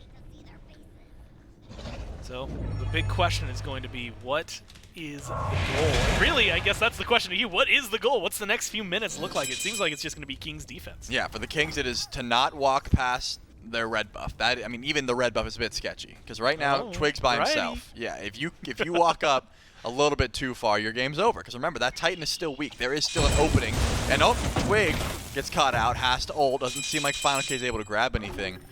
But it is not to clear tier 2 towers. It's not to push out waves. It is to sit there and just stall. That is the Camelot Kings game plan. My guess is the Leviathans knew it was going to come to this. That's why they didn't contest EFG. They recognized, hey, the base is too broken. The Camelot Kings can't form an offense. We're okay with giving up one EFG. We're still going to be ahead. We're still going to have the lead in the fights. We just have to play this one safe. Right, he's here though. Does have a crack and a try and defend. Remember, Captain Twig's ult was used defensively. But he will have his blink and his ult back up shortly, and that's why the Leviathans have to back up. Still some fire waves over and left that the Camelot Kings have to deal with. I mean, they don't want to chase too far. Yeah, Ochelli, for just calling a spade, they prolonged the game. Yeah. And that's what they needed to do. They were going to lose otherwise. They needed to plant their heels in, and that's exactly what they've done. They haven't gotten risky with this Fire Giant. They haven't done anything insane. In fact, the riskiest thing they did was what they just experienced on right lane. Stepping up to the Leviathans at all. And most of that was just trying to get out of there. So now, again, with more than double the kills for the Leviathans, 5,000 gold, but as we march inevitably towards that 40-minute mark, it does not make that big of a difference. Feels like we're looking at the next Fire Giant fight as the big game changer. Well, maybe it's going to be around this beacon. You've got 5 Kings, you've got 4 Levis, and they're going to go in. Let's listen in to the Kings as they try to take this fight.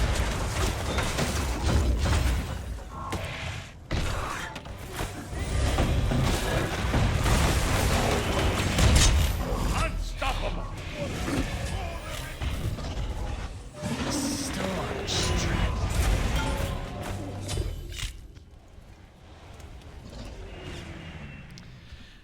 Well, that's usually true in most fights. If you don't get one shot, you might win there. Unfortunately, all falls apart. Now the Leviathans, Trelly, they've got a numbers advantage, 4v2, but that 2 is a very mighty 2. Tings is going to make it back to the fountain. Adapting on right, the other 3, Sans fine, okay, in mid. It's all on Tings here. Up. They're going to be going for it, and yeah, it's looking for the game end. Approaching 39 minutes. Leviathans march in. The damage is there. Tornado drops down. Good damage, good DPS, but you need a little bit more. Your ult is not back up yet if you're Teams, and you just don't quite have it. And the Leviathans are going to do exactly what they need when they need to put themselves up 2-0. I mean, that's the thing. The Camelot Kings are feeling confident. They had EFG, but the EFG falls off. Captain Twig goes in, sure, connects the ultimate, but you got to remember Undying Love exists, beads exist. If you don't bring someone up, you're probably not getting the kill afterwards. Doesn't set up anything for big man Tings, and then the Kings have to go on full-on retreat duty, and the Leviathans get the easiest end ever. They don't have to do a dance around EFG. They don't have to contest with Spirit of the Nine Winds for confirmation. They just get to win a fight in mid and walk forward. Yeah, and around the beacon. Beacon 38 minutes in, right? Like, it's one of those things where I'm mentally gearing for us to, okay, how do we get to this next EFG? Because that's when the next action's going to happen. Yep. Was not expecting to see them step up, hold, and then even fight around the beacon. And unfortunately for them, all it takes is, I mean, we saw Shinto do it.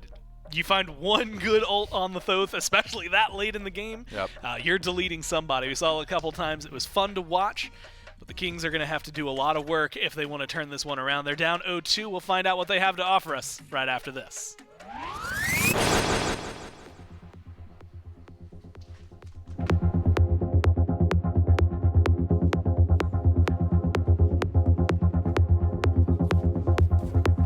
Enough of the code switching. Been hitting my soul, been on the ropes. I'm ready to grow, so get to know me.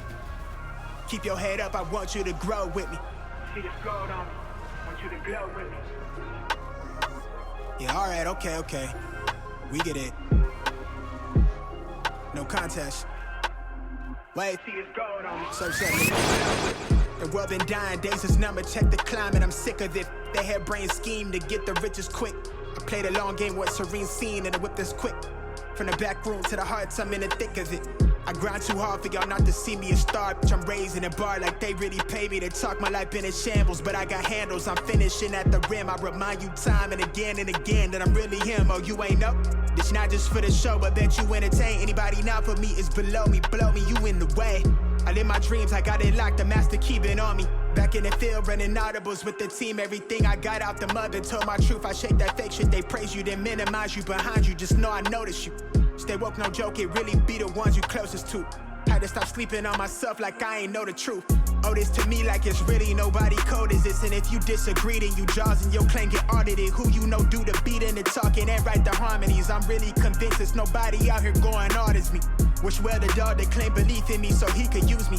Look at me now, you chose your route, I know you sick to see it. You talk a lot, all that flop, but that's not harming us. Capping your status, we back, ain't nobody bras us. To the ones that held me down for the count, look at what growth will do. I'm the kid from the cul-de-sac, feeling double sex with loot they pay to play my shit back. Ain't no way I'm going back until I'm fossil fuel to the flame, just like I'm supposed to do. Enough of the code switching, been hitting my soul, been on the ropes. I'm ready to grow, so get to know me. Keep your head up, I want you to grow with me. See this gold on me, want you to glow with me. Been hitting my soul, been on the ropes. I'm ready to grow, so get to know me. Keep your head up, I want you to grow with me. See this gold on me, want you to glow with me. I've been on a job, trying to take it far. I need that ROI, that done paid the cost. I'm all in on me, little baby, she agrees. She really been here through the fall. She the only thing I need.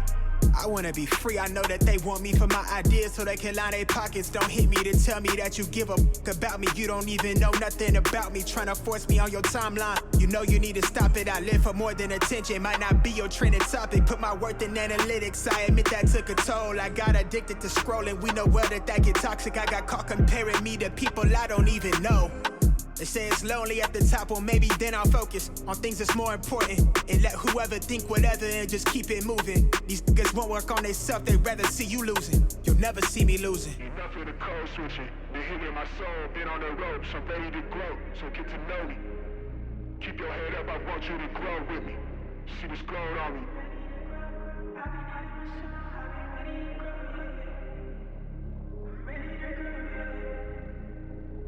Want you to grow with me. Want you to grow with me.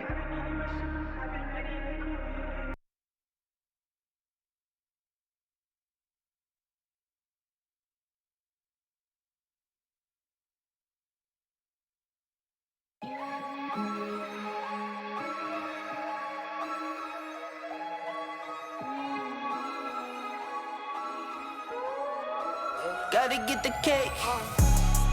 Okay, this ain't what you used to. Always with the new, this ain't what you used to.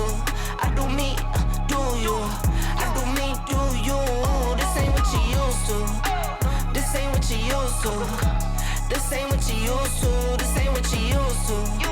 This ain't what you used to. This ain't what you used to. This ain't what you. No, this ain't what you used to. Switching from the bikes to a new coupe. You know I keep some new shoes. Keep it simple, not like you. All night, get right. Know you know the price. Know you know the name, no games. I need all my money now. Not playing, man. This ain't what you used to. I might fly to LA. This cold weather ain't for me. Hit the bank, round your way. What you used to? And I'm grinding to the top. I can't let it slip away, so I gotta get the pay. Okay, this ain't what you used to. Always with the new, this ain't what you used to. I do me, do you? I do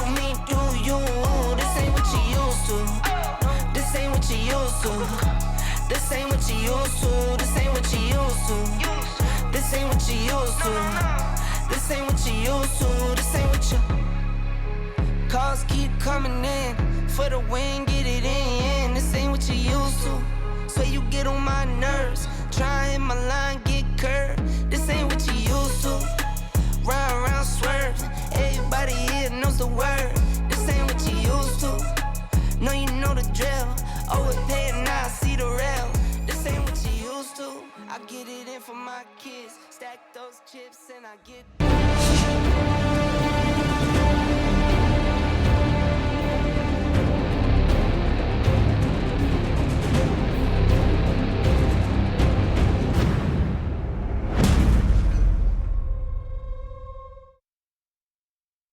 And a back and forth game number 2. It's the Atlantis Leviathans who come out on top and take the lead 2-0 in our best of 5 set. Mifflin, this one was a whole lot of team fighting back and forth between these two teams. At some points, the Camelot Kings are coming out on top. They're finding their combos with with Captain Twig and BMT, able to get these Naja Kokolkins. But as we start getting to the late game, as we start hitting kind of the sieging stage, we start to see some of the difficulties of maybe relying on some of these combos for the Camelot Kings. Yeah, couldn't quite line it up when there's someone in the back line, Shinto, just sending out artillery strikes from downtown, right? How many times did we see Shinto just eviscerate one guy? Too Big Man many. Tings, I believe, got just 100-0 twice that game. Just got clipped by an ultimate. Oops, I guess. Unlucky. A little easier for Thoth to line those up than it is for Kokolkin on the other side. But top to bottom, I think a good strategy there from the Leviathans. You're right to say that it's back and forth, but that back and forth, I think more so lies at the feet of the Leviathans being unable to secure contested objectives. So far this set, every Fire Giant that was truly contested, I think maybe once, has been confirmed by the Leviathans. Otherwise, either stolen away or has to drop because the team fight starts to go a bit south, or this, that, or the other extenuating circumstances cost them the objective. But as long as it's just team fighting and PvP, Atlantis Leviathans looking real good for all their efforts. We did get to see a little bit of that early game presence from the Leviathans, namely adapting, setting pace on Rat, but wasn't quite enough for them to push their lead to an insurmountable amount. That came a little bit later on as they scaled with the composition, and I think that scaling, you can look no further than Shinto to see exactly where that had come from. That Thoth just absolutely dominant 8-2 and 8 performance from Shinto out of mid. What are you going to do about it? I mean, so many of these clips is just who's walking in first for the Camelot Kings. Quig tries to take some space, loses 50%. Variety does the same, loses 50%. And things just happen so fast immediately afterward. And I'm looking at the composition from the Camelot Kings. There is not a clear diver to oh my god. There is not a clear diver to deal with Shinto on the other side. I mean, you could say, well, Twig could do it. Twig's Naja. Sash is your best gap close if you don't want to just throw the ultimate out from downtown. And here's the thing, you got to get LOS, and Shinto doesn't. He can shoot through walls, so very difficult for Twig to deal with it. Quig, straight line, can't go through walls, super hard for him too. I think that's where Warriors start to come in play, right? And I know that Warriors are in a bit of a poor state right now, but picks like Thoth might just force you into that role because no one else is allowed to step up to him. I think this was one of the one-shots that we were talking about. Dude, this one's gross. Just earlier. See ya. That was literally 100% of his HP. That's right. In the blink of an eye. I think it happened twice. I think it happened that one, and then in the fight in mid lane, I think Yark may have gotten tagged by one as well. Just one of those cases where there's not much that you can do except press your Aegis button if you have it, or sidestep the ultimate if the Aegis is down. Sometimes, though, you can't even see them coming in that case. You think, okay, maybe surely that's got to be out of range. There's no way he's going to be able to hit me with this. And then it does. You think, wait, you're telling me someone's out there saying, no, Thoth doesn't have the range. He doesn't have the distance for that. You're telling me BMT, Jordaniel Theaker, is sitting across the booth saying, yeah, he's not going to reach me. Look, no shot. There's a whole tier 2 tower gap between them at that point. You might think that that's not enough distance, but it isn't in this case. Taking a look, though, at least for career player damage, Shinto has bumped himself up into 20th place. And you got to think, Shinto has been around the scene for a bit of time, I believe, playing all the way back in some of the other leagues that we had before we made the full split to just EUNA, and then the full split just here into in-house and coming in. And he stands up at the top. The people right around him, Benji, Cubo, Fred, I think it is a huge testament as to the aggressive nature of this player, how active Shinto likes to be on the map, even if he is a little bit of a farm gremlin half the time. it's so that when he can start getting to 25, 30 minutes, he can do exactly what we just saw in that last game, being able to one-tap everybody. Pretty realistic for him to hit 11 million career damage over the course of this next game. 30,000 for a mage? Oh, yeah. I'm That's thinking that's easy. a pretty decent milestone for him. Might even be able to catch up to adapting, given a few more years. 285,000? Okay. Maybe by Worlds. Maybe at Worlds. It's possible, but there would have to be a if lot he's of... averaging 40 per game, that's what, like 6, 7, 8 more games? That's not Yeah, bad. and then adapting's also got to do like maybe 5 or 10,000 damage over the course of the game. Well, that's not happening in this. I mean, still 40,000 for Shinto this game, so I think very within the realm of possibility, unless the game ends in like 20 minutes next game and we don't end up going to a game number 4. But hitting 11 million would be a huge milestone now for Shinto over the course of his career, adapting 3, 1, and 9 on the Ratatosker, while not getting a ton of kills in the late game. Those first 4 or 5 clips that we saw, every one of those kills afforded to the people in those lanes because adapting is making those rotations. Starts over in duo, immediately still hitting that level 6, level 7, goes into mid, sets up for a kill, and then goes all the way to the duo lane and sets up a 3rd kill. This is just the presence that adapting has on this map. And I do want to point out, a few of those team fights nearly do go the way of the Camelot Kings. I saw 2 distinct team fights on Fire Giant where Rongyu is either the most giga brain, big picture player on the planet, just saw everything from the top down and lines up his ultimate perfectly, because Big Man Tings was sending out phenomenal ultimates. His placement of Spirit of the Nine Winds was very good. I think reflected, of course, in his KD does go 6 and 1. But I saw 2 or 3 where double immune happens, and I'm thinking to myself, oh, if that just hits either of those people, that's a 1-team fight for the Camelot Kings. And all of a sudden, Fire Giant with the Kings a little bit cleaner. Maybe they're talking about their siege now. So that was a close game, even if it doesn't appear to be at some of those late game team fights. I'm actually looking at some of the milestones right now. We already mentioned how Shinto's only, was it 29, 30,000 away from hitting his 11 million mark. On the same team, Panda Cat. Now, this one might be a little harder to achieve unless Panda Cat gets really active in the game, might go a little bit longer. He's only, I believe, 45,000 away from hitting 15 million player damage. He's the number 4 in rank right now. Who's number 1? Let me hit it, let me hit the little button here that swaps their ranks around, hits their damage. Number 1, it's Big Man Tings. He's BMT? Jordaniel Thieker? BMT, Barra, Vote, Panda Cat. Barracuda is how there. much? 15.1 mil. And what's Jordaniel at? And he is at 15.3. Oh, man. Ain't nobody catching him now. And then Vote's right behind Barra by 20,000. Vote's up there? Vote's number 3.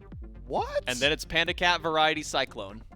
ADC's maybe busted a little bit, or like, what are we thinking? I'm not surprised we don't have more solo laners up there, considering how much like fake damage they accumulate over the course of games. Yeah, but there's like real impact damage that mages get to do, or ADCs get to do a little bit later on. Yeah, plus seasons 1 through 4 were just like ADC metas, I think. Yeah, no matter what anyone tells you. You heard it here. To be fair, Cyclone's been also did play solo as well. Playing for a long time. And played solo whenever he could play literally anything he wanted to over in that Kali lane. solo a lot, yeah. Kali, Aokwang, Bakasura, Uller, Hanbat. Dad, he played a lot in solo lane thinking about it. One of my first weeks of ever playing competitively, it was back in the weekly tournaments that Hi-Rez used to host before there was a true league. It was invitationals only that you would accumulate by playing in the weeklies. I got pulled through wall by Cyclone Spin at like level 5-ish, and it was into like 4 eggs set up. Oh, all the OG no. players in the chat are thinking to themselves, oh my god, what happened next? He jumped on my back and I couldn't do anything, and there's 80 eggs eating me. So you don't have to deal with that anymore. Enjoy that. The Smite balance is a little different now. That's just not going to happen to you. If you're unfamiliar who he was talking about, that was old Arachne, by the way. Yeah, there are right. some people who might not even know that was what Arachne did, was have a pull. They think a pull, oh, that's like what, Sylvanas, he can pull through a wall? I was playing Loki to counter that matchup. I was stealthing and he was still hitting him. He's just that good. He's got your number dialed in. And that's why he's top 5. And that's why he's up there. Actually, Cyclone's number 6. And that that's why he's top 10. Well, maybe you should have stuck to the Arachne Cyclone, huh? Play a little bit more. We have the picks and bans ready now for game number 2, or game number 3, after we've gone on our fun tangent about old school Smite and top player damage across the league. The Leviathans and the Camelot Kings for their 3rd game. Bans, we will see Poseidon join the ranks this time for the bans, which is extremely surprising to me, given that before this event, Poseidon was seeing some play, a little bit of solo here and there. I think we saw maybe 1 or 2 mid games, maybe 1 jungle, but it's only maybe like 6 to 8 games over the course of the entire phase. Now he's being top 3'd by almost every single team so far today. So it's maybe surprising seeing this high of a rising for Poseidon, and so much so that it now warrants a ban here from the Leviathans. But it does make sense in the meta that has started to develop over in that solo lane. Having mobility as well as high confirmation potential for Totem or rotating in towards objectives and being a massive threat still with that Kraken, I think does fit the meta right now. And when you think about the matchups that we're going to see Poseidon into most frequently, I'm thinking about that Raijin. How many times that game did we see Raijin's pre-fire on dash get caught by Whirlpool? It was a significant amount of time. So I'm not so certain that it's Poseidon is strong himself so much as he is strong into what is strong, right? In a vacuum, Poseidon much weaker than maybe some of these other mage solos that are getting locked in, like the Apwash or the Raijin himself. Camelot Kings, considering their 3rd ban overall, maybe. Is it crazy to ask for a 3rd ban here? Is that a bit wild? Maybe it is, with Chernobog still on the table. It might be, but after a game like that, maybe not so much, just knowing what he's capable of. But at the same time, you also think about the flexibility of a god like Raijin as well. Could go over to Shinto's hands, could go to the solo laner, fine, okay. Won't see either of what we were maybe calling for. Instead, it's an Aphrodite ban by the Camelot Kings. For the first time this event, left open, be a first pick Chernobog for Leviathans, and a whole lot of threat on map. Options for Panda Cat or Shinto to go towards this pick. But in response, maybe we can weigh some of the cons and the pros of this trade-off. You give up Chernobog on the Leviathans, but now you give over Raijin and Maman Brigitte to the Camelot Kings. I am still on the fence at the relative strength of Maman Brigitte. She is obviously incredibly powerful and has maybe one of the highest 1v1 potentials in Smite right now. But we have got an entire year of Chernobog supremacy to lean back on. That global presence is ridiculous. In a meta where junglers are hovering duo lane more often than not, his ability to get involved in the solo lane is what makes him uniquely powerful on this Chernobog. That global presence so difficult to deal with, and landing with one of the best stims that hunters have got in Smite, of course, makes him even stronger. A little bit more global presence for the Atlantis Leviathans with a Rat lock-in.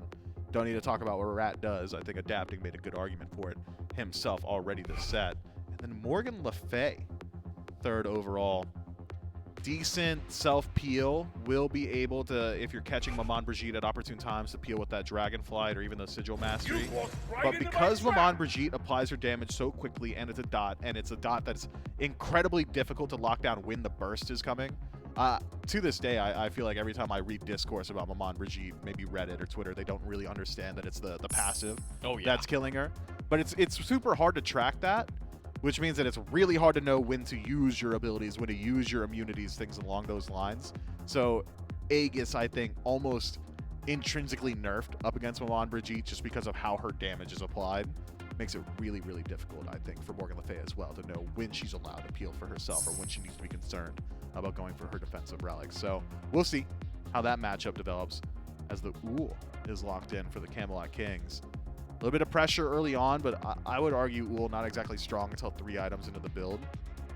6 slotted with Bluestone, one of the most oppressive hunters. Just get hit by hail of arrows over the wall and all of a sudden 30% of HP is gone, and it's one of the worst feelings ever. So potential there, but looking at the Kings draft now, I'm not seeing a lane that you're going to play through consistently just yet. Raijin over in the solo lane is in the solo lane, even though he's strong. You probably don't want to spend too much time there. Is Maman going mid? If yes, your mid laner's going to be weak because she struggles in just about every single boxing matchup, and Morgan Le Fay's got plenty of boxing potential if it is Morgan Le Fay mid.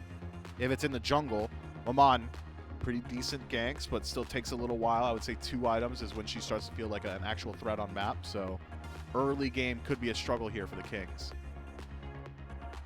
We'll have to maybe wait and see if this ends up being the Maman mid, or if maybe it's Uller mid, throw the Maman over into the jungle as a potential for the Camelot Kings, or even right on the Raijin, if that's solo or is that mid.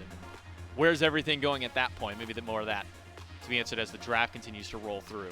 Ares and Thoth banned away by the Kings. Leviathans will take away Odin and Ganesh from their ranks. So I wonder where the rest of the Leviathans composition comes. Go towards supports. Some of the big ones like Kepri is still available. Charon notably also still up, as that's one that at least Wrong U has been going towards a lot more frequently. I remember it was the Leviathans Ravens match that Charon actually became the target of both of the supports for a while. Okay, no. And now at the Hell, gotta imagine Quig gonna be taking this one as he has been playing that one. What? Quig's been playing this one a little bit. I wouldn't be surprised if this one went to BMT, but at least for me, I could see Quig maybe taking this one. Has he played it competitively? Have I been blanking? I'm blanking so hard. I'm pretty sure on he that. has, unless I'm like No, gaslighting you're right. myself. No, you're right. He played it up against the Oni Warriors about 12 days ago now. He's got 8 games on it, technically. That probably also includes some of Phase 1 when it was like Hell, Afro, Nox is the 3. Do you want Hell? What attracts the Hell pick here?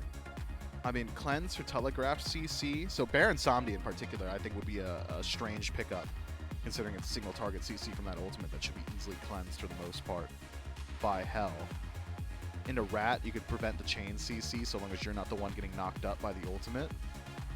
Sustain, of course, very strong. So if these games are going to go long, and they've tended to go long so far this set, maybe Battles of Attrition start to lean a little bit more so towards the Kings, but it is an easy target for Rat to jump on early on, or if you catch Hell rotating through the jungle at any point, Chernobog can jump on her. It's just the additional movement speed that she gets from her heal that's going to be acting as self-peel there.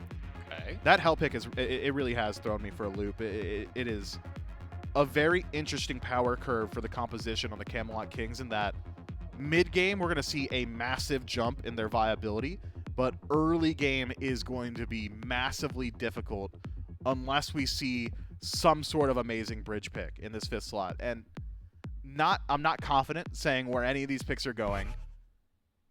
I am now confident saying that Hell is going to Quig. Good eyes, J-Mac.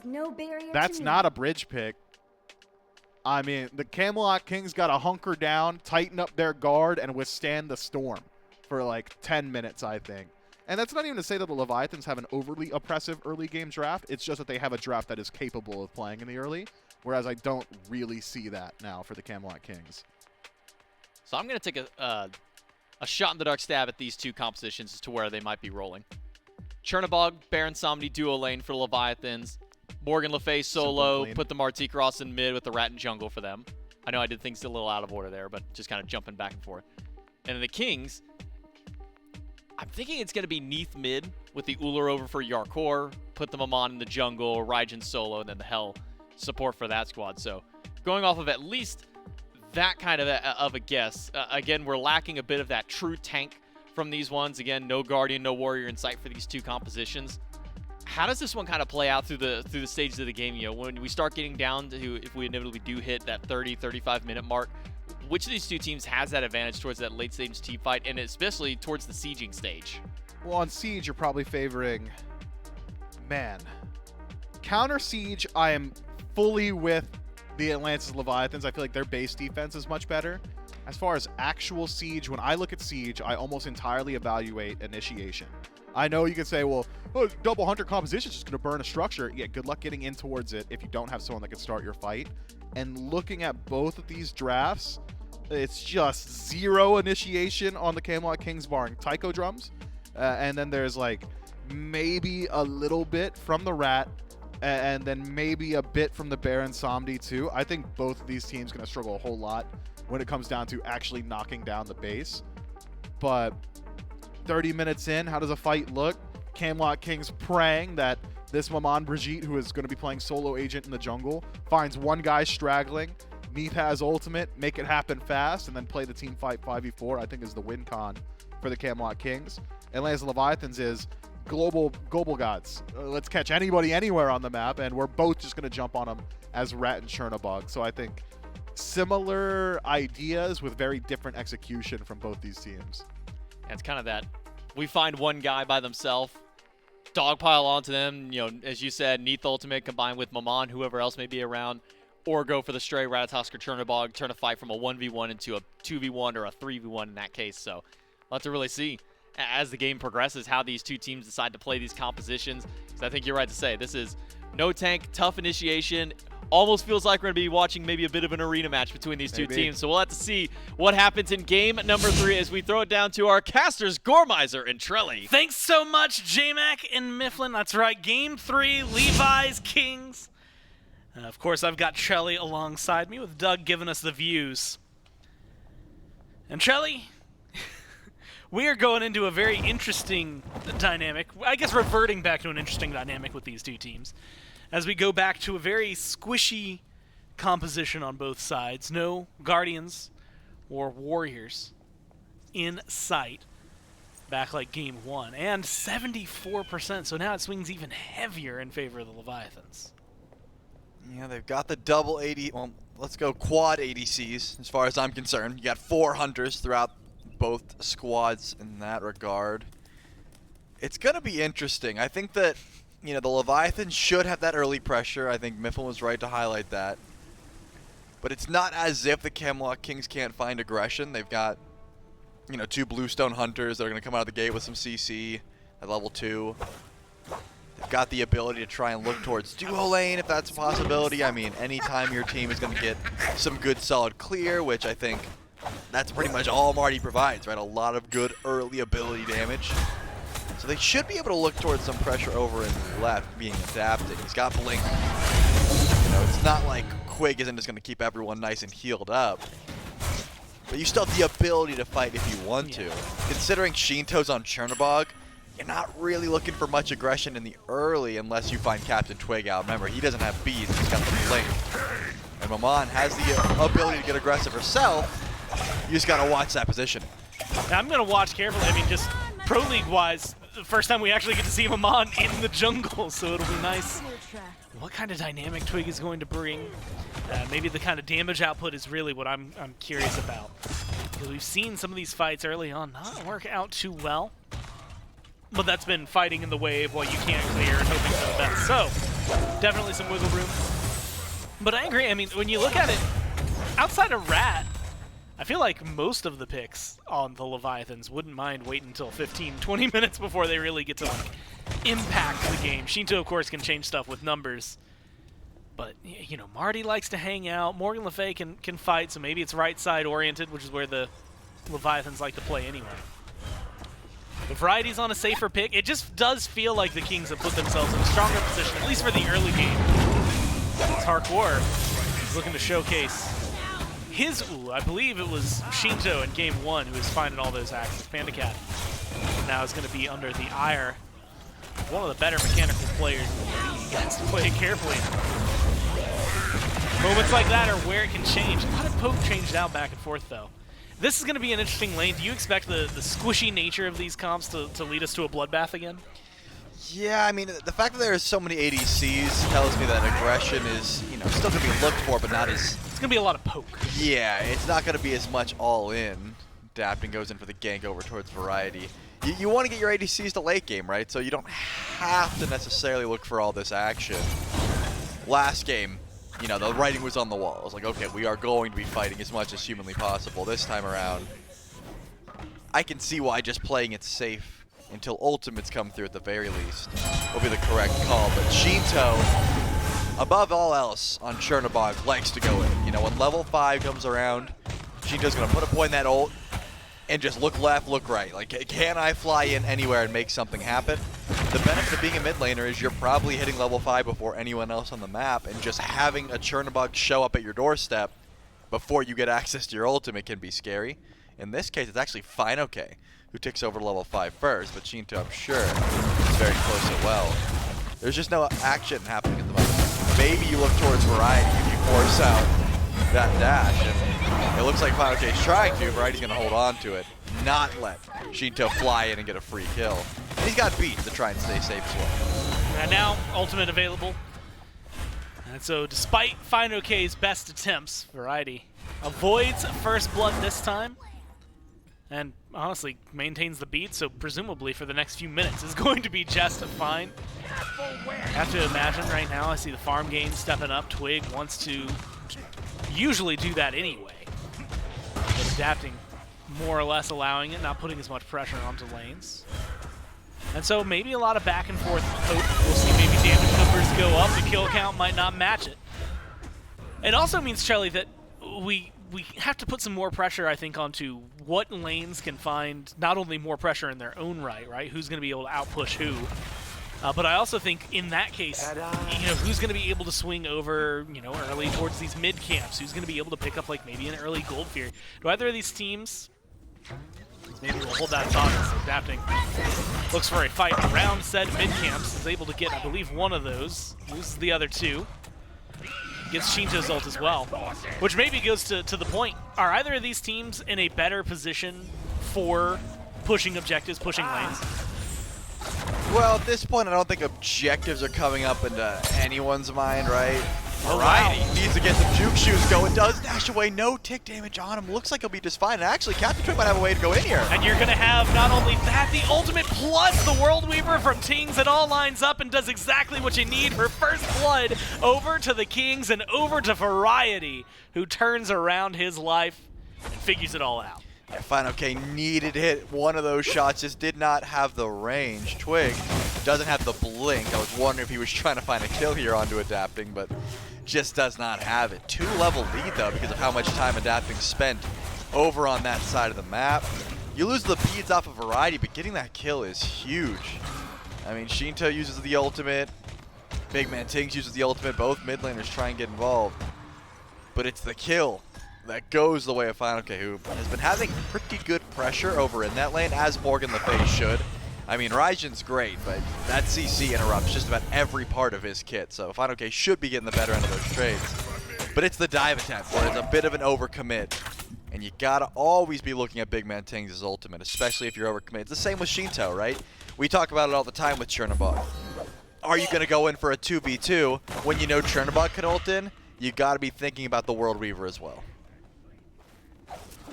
That threat, that's one of the things, you go back in time.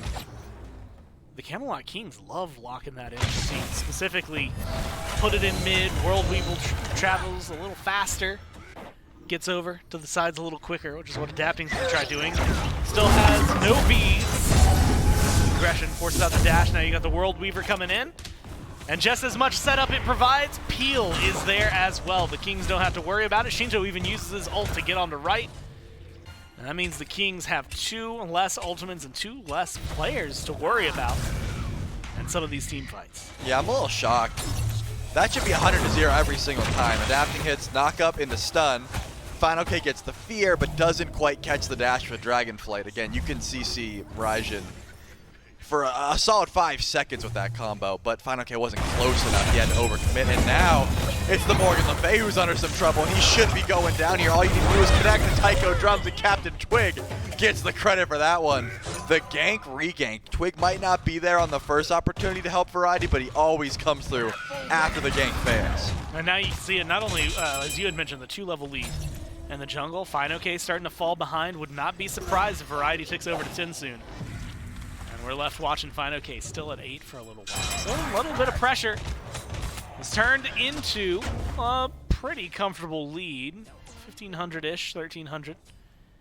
But pressure that then applies itself over to maybe the left side of the map. You've got healing, you've got Ul, you've got Maman hitting level 9 and getting that Doom Orb complete.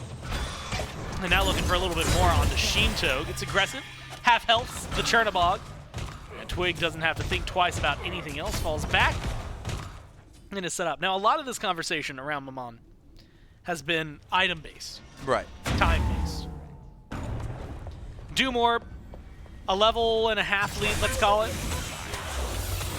How much can Twig get done right now? Especially, geez, if Variety is playing like that. Alongside Tings, goes for the ult. Now Adapting up, down, onto the solo laner. Don't know what he was expecting and who he was waiting for, but they weren't there. Now Tings leading the way. Shinto up into the air. Gonna help Wrong You, or are they gonna fall back? They've got FinalK coming in. He's holding on as long as he can. Shinto lands low health into the wall. Keeps him alive a little longer. Tings is the target. Tings goes down. The Leviathans answer 2 kills in kind. And they bring themselves back on the board. Yeah, Adapting gets so low there, but it's able to go up into the sky. Variety dashes in, but it didn't seem like he had the cooldowns So once he dashes in, Adapt, he goes, oh, I'm gonna just up down at this point. Up down the explosion of souls. Captain Twig still trying to chase this one. Who's he gonna dash to though? Has to pick a good target. I don't know if adapting was the call. Yeah, you cannot finish that one.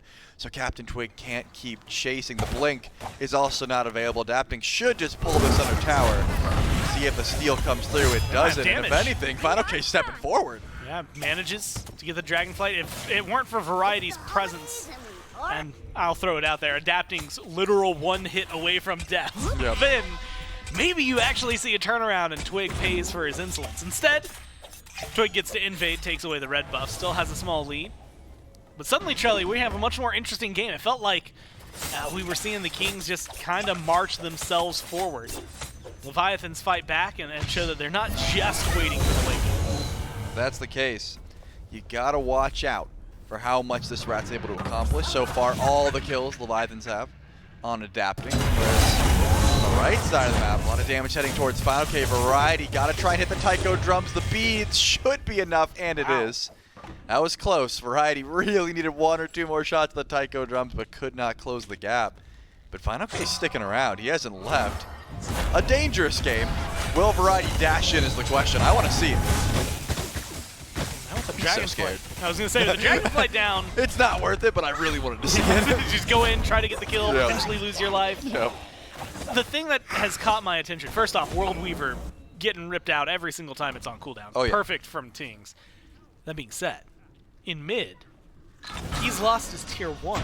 Yes. So that feels like a lot of the pressure that Neath could have. Like, you're now suddenly not as safe throwing out those World Weavers as aggressively as you were. You have to go back a little further to do it. Is that pressure that's going to be, I guess, leveraged for the Leviathans, or does he not really have to worry about it? It's exploitable for sure. Big Man Tinks only has backflip to try and get away, and if he uses that and there's no tower to hide under, you've got an opportunity to get aggressive. Fine, okay, doesn't realize he's in trouble. Captain Twig and World Weaver coming in, but it's Variety who's taking a lot of damage. One more shot will do it, but Final K can't find it. Here comes Shinto. And they're looking at Twig. Should be just a few more shots. Finds it. Variety stays around. Final K not going to be able to close gap. Had to run around the wall the old-fashioned way. So Variety will stay alive, but Twig pays for it.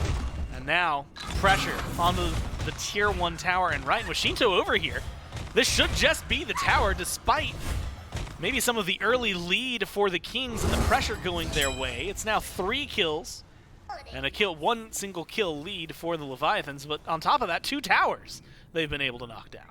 Yeah, Gold Fury is available though. You see Adapting on the left side of the map. You got 3 Leviathans around, but it doesn't seem like a fight is what they're looking for just yet. Shinto doesn't have that ultimate, can't get active on the left side of the map after just using it over on right. So that's going to be the end of the aggression for now. I still want to see an attempted pull towards that Gold Fury, but Beacon spawns in shortly, and maybe that's what's on the team's minds for now. You don't want to overcommit to a fight near Gold Fury, give up the Beacon, lose Gold Fury as well. Yeah, Panda Cat just finished Soul Eater. He wants to stack that item up as opposed to fighting, so possible that we see a little bit of a slow burn here. There's the Beacon. 3 Camelot Kings show up first. Wrong, you can walk forward, but he does not have the backup of his team, especially with Adapting over on the right side of the map. This Beacon should be going down for free, and it is. So the Camelot Kings can grab that one. This is about what I expected. Grab the Beacon, back up, right? You're not looking for fights, you're not looking for poke, you're not sticking around. It's just play this as slow as possible. Now, Gore, I wanted to bring this up because there is actually some application here. You know, with Mamon's dash, it's a very unique mechanic, right? Nox can dash into her teammates, but that means you can jump out unless your teammates take you on a wild ride. You're not getting too aggressive. Speaking of aggression, Variety taking a lot of damage. They use the Taiko drums. The fear helps out Aegis buy some time, but it doesn't buy your life. That is a clean up from the Leviathans, but now you've got a response from the King. Shinto taking the poke, mainly from Twig. Returning just as much, but you've got a lot around the corner, and no one's there to help you. Shinto goes down and trades out 1 for 1. Yeah, I think you'll take that trade. I mean, Shinto's been doing so much farming, whereas Variety's level 12. He's run out of his tower. He is getting 3-man dove, essentially, at his blue buff. That's a very big commitment just to get the Raijin down, whereas Shinto, of course, is part of that commitment, right? He ults in. But killing that Chernobog is nice. Camelot King. The only issue is that Final K gets to keep farming, whereas Variety is in base for time. pretty early on. You want to make sure that Variety's able to match that farm, because Final K's been ganked quite a bit this game as well. Remember, the Morgan Le Fay also has 2 deaths in the column. That Morgan Le Fay right now looking to buy some space, and does, around the Pyromancer. No ult for Final K. Wrong you in the neighborhood as well. Shinto's ult not back up yet. That's going to be maybe the big key. That's kind of crucial to, I think, a lot of the fights for the Leviathans. A lot of fights for Chernobog. Numbers advantage. That's what he brings. Also thought, Trelly, when you went into an actually excellent point about Maman, but we were watching Panda Cat when you started that, and I thought you were going to talk about that skin. And it's true. Oh, it is terrifying. And I will never forgive whoever does our UI for putting it on the front screen of Smite during Halloween. Yeah, and like right when you load in, too. Yep, it wasn't like, oh, you have to wait a little bit. You get jump scared. And he's got like back arms. I call them barms. Not a big fan of the barms, I'll be honest. He's invisible right now, but he's got arms on his back, and trust me, it's creepy. That and the half body on the tail. And yeah, the dude in the tail. Ugh. Like there's just like a guy up there. He's so creepy, man, and it was on the front page for so long. Which being said, right now, I think there's a gem sale going on, so if you're watching, go ahead, jump in, get some gems, get some skins. Maybe you too can be terrifying and win purely off of fright. Pyromancer low. Variety's in the neighborhood, has ult, but not going to throw it out. And so Leviathans get the Pyromancer, actually uses the Taiko drums towards the tail end, looks for Wrong You, who ults in kind to get the CC immunity. So trading out there, Final K maybe in a bad spot, goes for some knock-up, gets some good damage on the Twig, and actually might need the follow-up from his team. Shinto comes in, lands down. You've got half health for Twig and Tings. Blink forward from Final K. The aggression is there, and the knock-up is good from Adapting. They're chasing him down. You need one more hit, but no, you manage to go 1 for 1. The King's damage is nothing to laugh at. Twig right now is earning his paycheck with the heals and the cleanses, keeping the Kings moving. Wow, the Leviathans coming through as well. Wrong You, that heal definitely kept Final K as long as well. Sustain has been the name of the game for both of these squads. And you don't want to take a prolonged fight, not against the Hell, not against Quig. So Leviathans are going to back up there. Gold Fury still available, but no one really stepping forward. Yarkor hasn't quite got that fail not online. That's really when you see these Uller builds spike. Like, yeah, an Axe with some Hydra's procs hurt, but Axe with Hydra procs crits, that's when you're really chunking. So Yarkor probably wants to go back to base. Finish that item up before a Gold Fury starts to be looked at. Doesn't quite have the gold to finish up a fail knot though. He's about 300, 400 gold off. But Gold Fury, I mean, we're 16 minutes in, Gordon. There really hasn't been that much aggression towards it. Just been ward coverage, you know, the beacon got grabbed, some tier 1 towers. The Leviathans haven't felt confident to do so. I say the Leviathans because they do have the gold lead. It's not massive, but it's a gold lead nonetheless, and they haven't went in for any sort of pull. Instead, I mean, even seeing such a contest over the shield buff at this point, right? 16 minutes in. Admittedly, shield buff's pretty nice. It got nerfed. But a heavy contest. Adapting, taken down just above half thanks to Tings.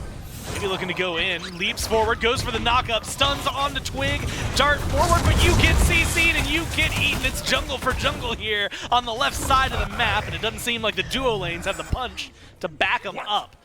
So the kills keep moving forward, 1 for 1. Trelly, it's still the Levi's with a small lead. Yeah, Tings nearby, waiting to see if anyone steps forward, and there's 3 Camelot Kings that are ready to go in. I don't know if Ronnie and Panda Cat knows this is happening. Death from above is available. Panda Cat's getting weak. Yeah, half health already. Has to play carefully, goes up to the sky, who's his target. Seems to be thrown everywhere, but does not get a lot done in the process. Now you need a little bit more. You've got damage, but you don't have backup just yet. Final Case and Shinto step in. They're going to come. They go ahead and dive the tower. They don't feel confident. And with Variety coming in, it's a King's fight one more time. World Weaver stuns out the mid laner of the Leviathans. They just need a little extra damage. Variety throwing as much as he can. It seems like it's going to fizzle on out. A lot of poke. And unfortunately for Panda Cat, he is taking the short end of that trade. I mean, just so much sustain as well. You can tell Final K wanted to blink forward, wanted to Dragonfly, wanted to initiate any sort of engagement, but Quick made sure to keep the team nice and healthy. If you want to talk about anti-heal, I mean, yeah, Wrong You's got Onk, wasn't available. Adapting has Brawlers, he was dead. That's really the most impactful anti-heal, and it's just not there. So Quig has a field day. Once again, Shinto ults in, trying to take a 1v1 versus Twig, but he's got Blink through the Cosmos, not having the range, adapting. He's gonna have to let that one go as well. That's 2 ults from a Blink for Twig. I'm thinking the Camelot Kings are okay with that. I think they'd be very happy.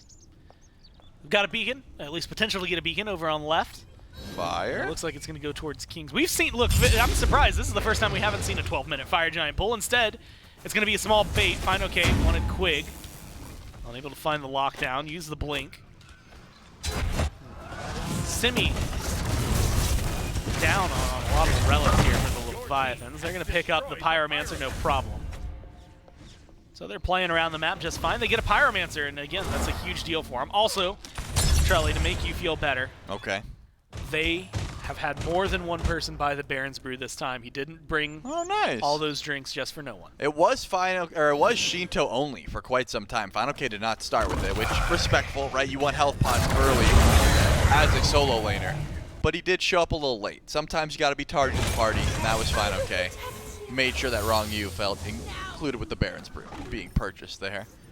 The Leviathan still, I mean, this game is so even, balancing essentially on a Knight's Edge. You can see the XP. Yeah, fine, okay's up 2 levels, but Captain Twig's up 1. Okay, both mid laners are at 19, but Quig's got a lead. Yarkor, by the way, just hasn't left lane. He's got a 2-level lead over Panda Cat, so it's just split farm throughout the entirety of this map, which means the team fights can be a little bit wonky. The biggest power spikes I'm seeing are, of course, Deathbringer being finished for Shinto. That's a ridiculous spike. The amount of crits that are going to come through and the damage of said crits are going to be ridiculous. But Shinto has been trying to fight, just, you know, fly in, find 1v1s whenever possible. Yarkor's been sitting around for a while. Yeah, I'm guessing Shinto knew someone was nearby. But it's been a lot of ulting onto, you know, solo lane, right? If it was Variety or if it was Captain Twig, someone split pushing on the right side of the map.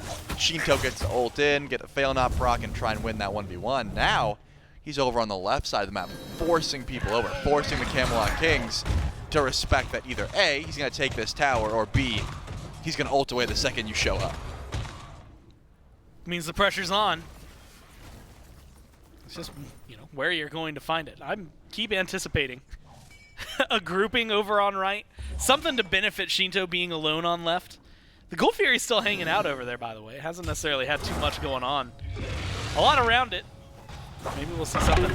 I forgot to make my Mammon point. You know, I started very long ago, and it actually has a lot of, you know, benefit to the situation. Yeah. If Shinto's split pushing left, and you don't have any globals to send over there, you can send Twig. He can say, okay, if Shinto ults in, I'm hopping in. I'm flying with you.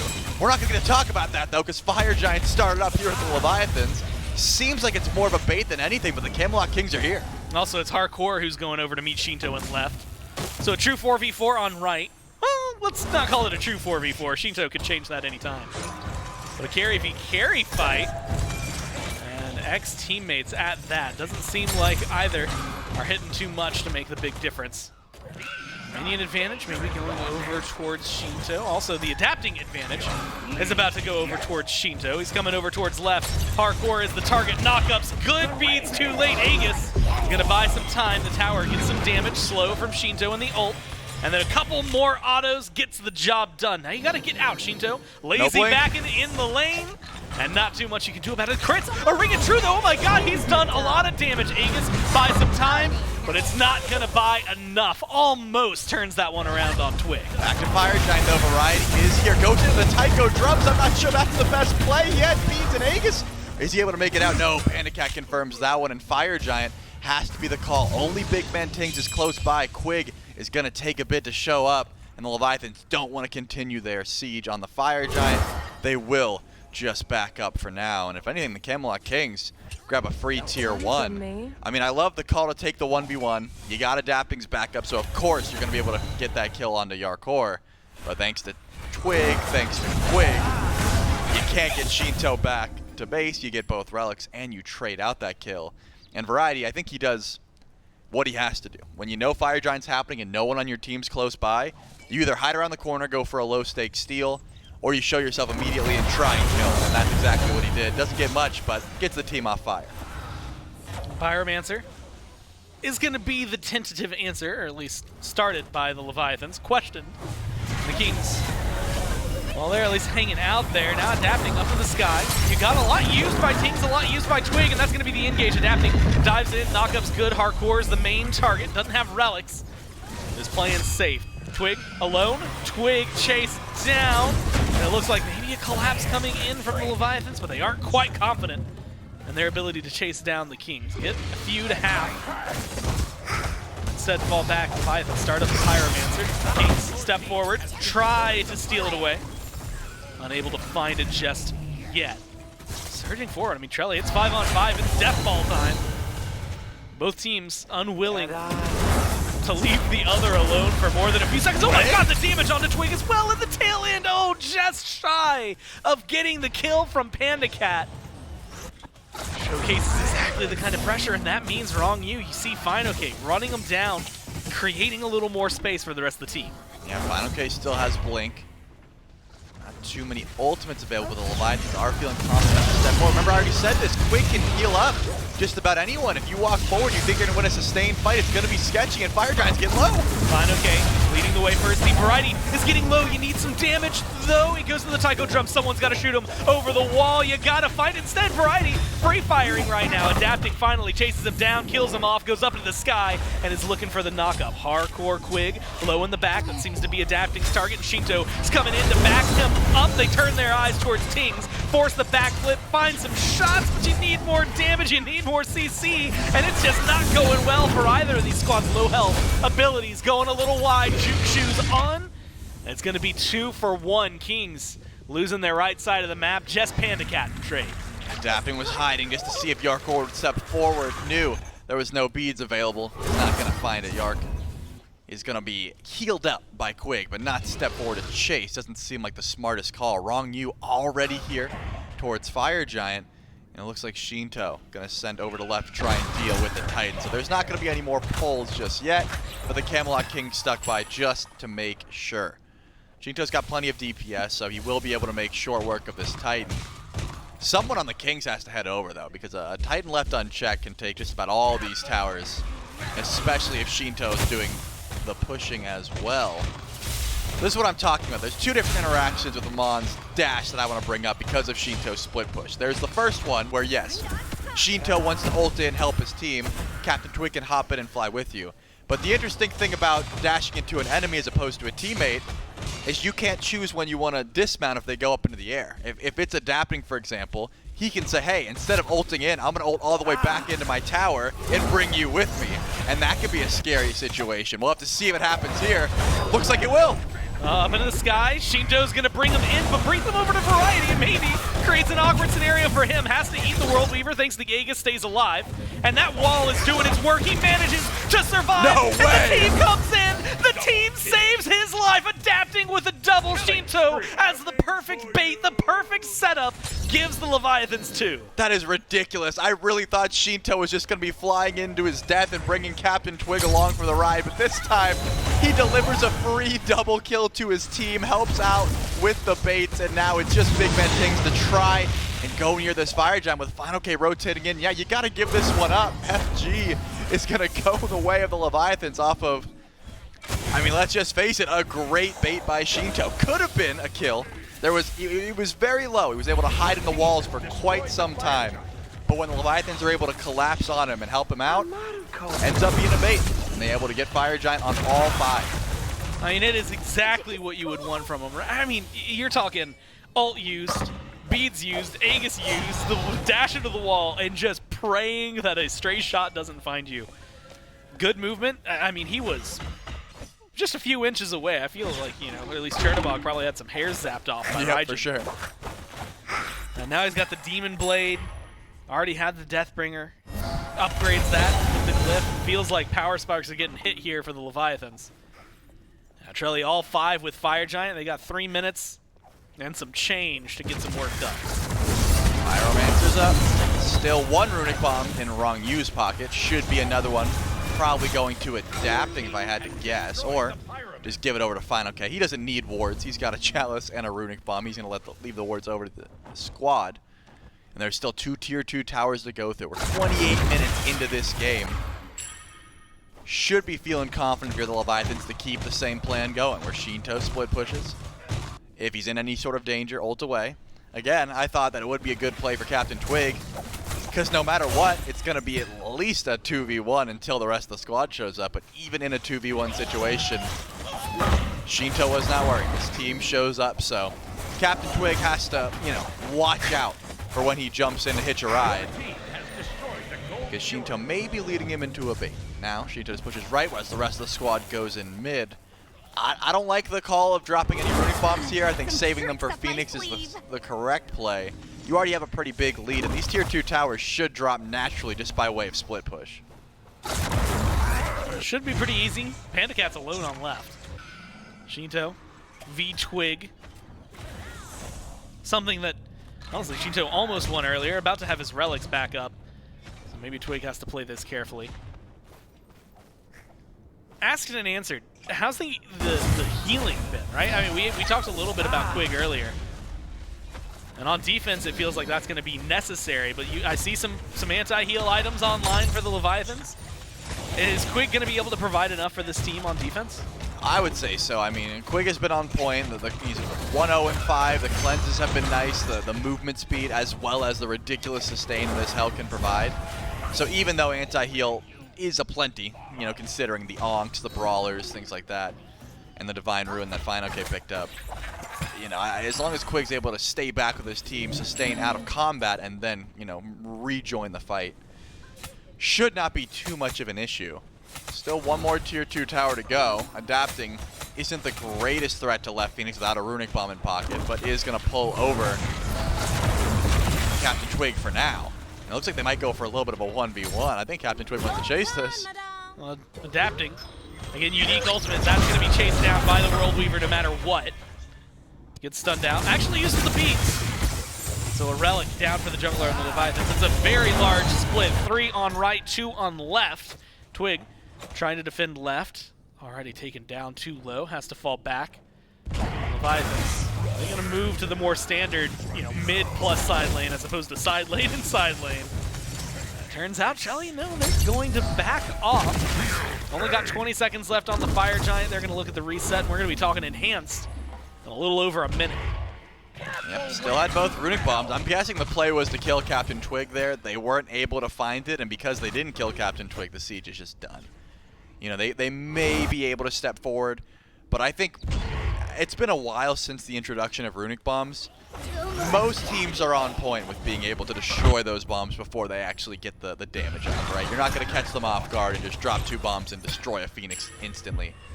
It's just not going to happen, not in this day and age. So I think the Camelot Kings were, privy to that, and the Leviathans didn't go for it. But as you said, Enhanced Fire Giant is the play.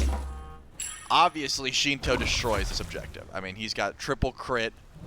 It'll get, just shredded immediately if given any sort of alone time, which means the Camelot Kings need to be nearby as quickly as possible. As far as burst goes, you're probably looking towards still Shinto's auto attacks. I would assume that's the most burst damage you're gonna get.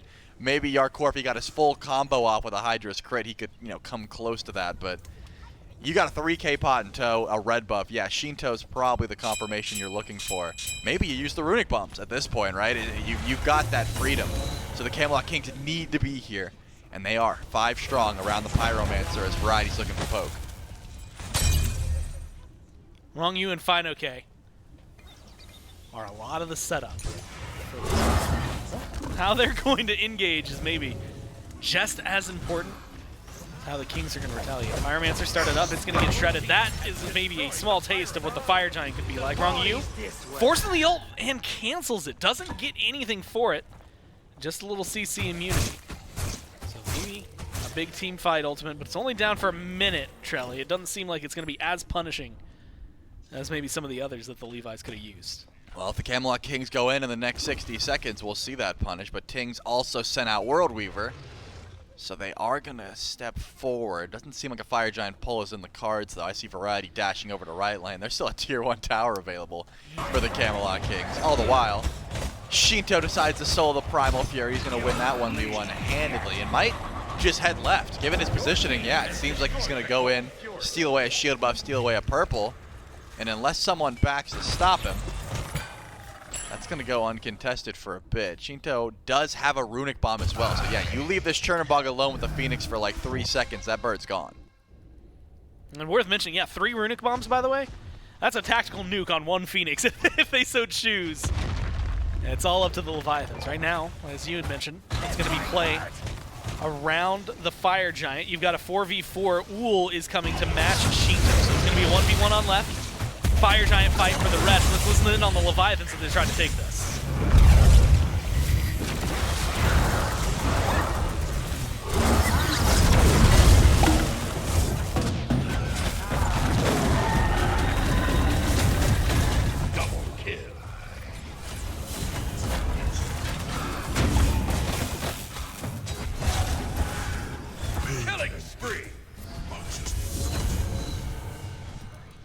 Now, Chelly, I'm going to ask you an interesting question. They got 3 runic bombs and 3 dead kings for over 40 seconds. Do you agree EFG over Titan? I mean, if you gotta look at the health bar score, I think that was the call.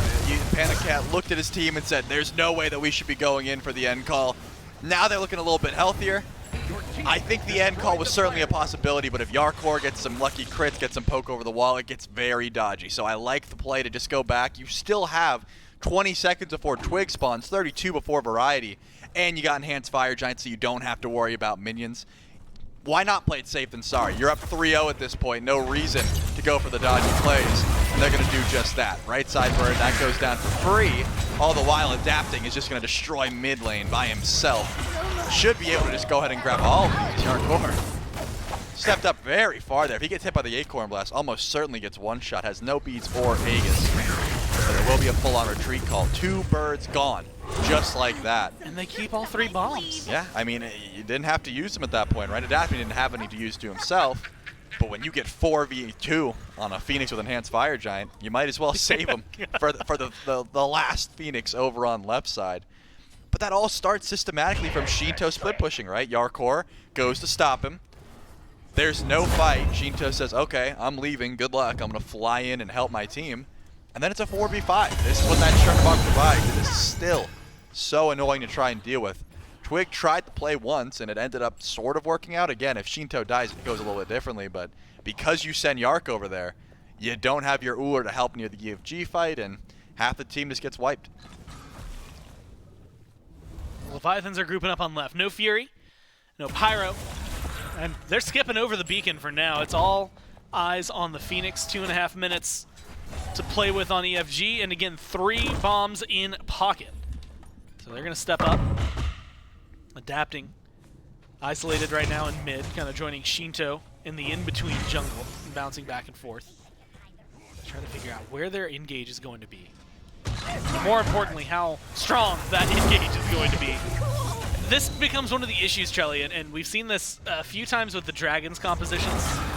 Maybe we'll see it here, is who's going to tank it up. Minoke is the answer. And jeez, that Phoenix gets shredded. Now knock up good from adapting the dash forward, and now the kills are coming in exactly the way the Levi's would have wanted. 2 Khan on the right side of the map. It's Tings, Quig, and Hardcore to defend. It's the Leviathans marching themselves forward and knocking the Kings down 3 games in a row. Once they stop playing with their food, they'll be facing the Warriors tomorrow for a chance to go to World. Surely they can't kill Quig here, right? This man is so tanky, even with the crits from Shinto. I imagine Hell's going to have the juke juice to stay alive, and he does. Quig gets the mental victory, not the game victory. That, of course, goes handedly to the Leviathans thanks to superior farm, the semi-global presence that they use just systematically across the map. And I got to give credit to adapting, man. These rat ults were very annoying to try and deal with. And it wasn't like a secret strat. He made it very clear early on, I'm going to try and go for Variety a lot, right? I'm going to be in solo lane a lot. And then it was just, I'm going to see what my team does. I'm going to stand up in the sky and sort of watch.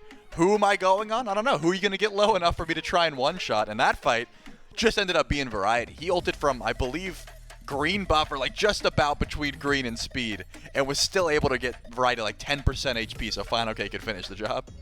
And you get a lot, I want to say, a lot of even gameplay in that one, right, that pushes that a little further, right? Game 1, it goes, I believe, like the extra duration, but it's not even the entire time. Leviathans are ahead. Game 2 goes even longer, but it's not because the game's even, it's the Leviathans that are still ahead. The Kings just have some good late game fights. This time around, we truly did have an even game for a long point, but the Leviathans win out on that one. They win out 3-0 and advance themselves in the bracket. It's not the end of the road for the Kings. But right now, we'll celebrate the winners. That's going to do it for myself and Charlie. We'll go to the desk and they can break it all down. And a big start to the weekend for the Atlantis Leviathans, 3-0 over the Camelot Kings. A close start to this game. First 15, 20 minutes of this game, we're looking up at the top, gold's even. No objectives are really being done. I look up, I think it was 22, 23 minutes. No Gold Furies, Fire Giants not even looked at. It's just a couple of Pyromancers at that point. So this, at the start of the game, was not a game of objective play. When it came down to the later half, though, Mifflin, that's when we start seeing these fights around fire, these split pushes by the Leviathans that are netting. And we even got to see one of the interactions that both Trelly and I guess myself at the start of the desk talked about, with Maman dashing across with a global to try and get a win. Unfortunately, he pulled the Maman to another teammate, adapting there to really help out Shinto and turn that fight around. And I think Shinto is the crux of a lot of that team fight win for the Leviathans. Every single team fight that they start up around that Fire Giant, once we got to that objective, Shinto somewhere else on the map just, yeah, sure hope someone shows up to stop me. Oh no. Well, oh geez, it's Yarkor who's defending his Phoenix. I'm gonna jump into your team shadows, loser, and it does exactly that. Or, oh man, oh geez, sure hope Captain Twig doesn't jump in on me. He's gonna do so much damage. Doesn't care. I'm back with my team, right? That global presence from Chernobog is just so impossible to deal with once you get to the absolute latest portions of the game, and the Leviathans leverage that incredibly well. It was almost just perfectly telegraphed every single time. Adapting's playing in the team fight with the rest of the squad, 4 versus 5 or 4v4. And if Adapting went up, Shinto went up. And if they're both up, they're landing on slow targets. Adapting's shot is aimed for him, and Shinto's landing on someone who's now knocked up and stunned, right? It's just every single time. So maybe your takeaway is Maman Brigitte can bleed. Maybe the answer is just the globals. I think it's just a question of which one's more valuable. This is the play you were talking about, and I thought just ridiculous. Aegis beats, timing perfect, sits in the wall, and Adapting said, hey buddy, it's me, your fellow Sky God. I will be here to assist you, and he was. Adapting showed up, picks up I think a double kill just in that little fight alone, and 7-2-7. And Shinto does manage to break that 30k barrier, so it does hit his 11 million player damage milestone here in this game. It was looking shaky for a moment. He gets in that last couple of little team fights. He sent like 19,000. I'm like, I don't know if he's going to get it. A little bit of stat padding right at the end, and the Fountain was able to help him get that. And now was that enough? Was it 30,000 I think it was 29,000 roughly that he needed, so he just gets enough over that. Or was that 11 or 12 mil? 11 million. Congratulations, Shinto, on 11 million, man. Gets the 11 million player damage over the course of his career. His team gets a 3-0 against the Camelot Kings, and now they get a face-off against the Oni Warriors to fight for that first chance and that first, I guess, collection of spots to go and qualify towards the SWC. So what you're saying is next round of wins in the winner's bracket does confirm a trip to Worlds. Does go to Arlington, Texas? Does confirm either first or second seed. It all depends on how they can do there. So big matchups for tomorrow's ones. But before we can even get to tomorrow, before we can break down the rest of our day, we do have Adapting standing by for our post-game interview. That's right. I got Adapting here. And first and foremost, 3-0 win to start off this tournament. How's it feel? It's great, very happy that we managed to somehow throw game 2 and still win it. So. That's the thing that's interesting. Game 1, it feels like you guys get ahead really far and then just confirm it. Game 2, some stumbles. What goes wrong there that makes it last so long? Well, we just double backed, and I guess they saw us backing, or they just, felt like they had enough damage to just go for an FG pull. So they just rotated, and I was the only one there, so I tried to sacrifice myself to do it, and it didn't work. Speaking of Fire Giants, first couple of games, finally in Game 3 things made sense, but the first couple of games we're seeing like 12-minute pulls. Do you think that's just the way the game's being played right now, or is it just because you guys had no tanks, you didn't have to worry about it, all aggression? I mean, it's just when you have a lot of DPS, you can just look for objectives. You find an opening on the map, you can get the biggest objective, you just get FG, and you just get control of the game. I'm sure we'll hear from one of your teammates tomorrow before the set. But I do want to know, moving forward, you have one more set between you and Worlds. How important to you is it to win that as soon as possible? I mean, obviously, just want to win everything from here on out. So, you know, very important, I guess. Awesome. Sounds good. Congrats on the 3-0, man. Thanks for your time. And we'll go back to the desk to close out the day. To win it all from here out. It's that easy. If that's the path to victory, that would net him another world championship. That would. If we're just going to talk pure empirics, or like that would just win him worlds if he won everything. Right? God, the king and a philosopher. This guy is amazing. So is the rest of the squad around him. 3-0 for the Atlantis Leviathans. Puts down the Camelot Kings into the losers bracket and puts the Leviathans up against the Oni Warriors as well tomorrow. We'll have the Styx Ferrymen and Jade Dragons as our first match. So that match 3 and 4 that you see on the top side of the bracket, those will be our 2 for tomorrow. Winners of those ones guarantee them spot, as you can see on the winner on the decides first, second seed on the spot next to it. Winner of those matches guarantee themselves a spot over in the SWC. So if you win tomorrow, you go to Worlds. You lose tomorrow, it's not over. You jump down into the losers bracket, and then Saturday we'll find out what our third and fourth team will be. And then Sunday will be our seeding match to see who is first and second, who is third and fourth. And for them, especially for the first and second, the extra bit of prize money that comes with it, and the choice of who your opponent is going to be at the SWC, not going to be determined immediately. Again, that waits all the way until January. We have those Worlds qualifiers. But a big matchups tomorrow as we determine what our first 2 teams going to Worlds is going to be. On behalf of myself, Miff, and all the other cast and everyone behind the scenes, thanks for watching. We'll see you tomorrow for day 2.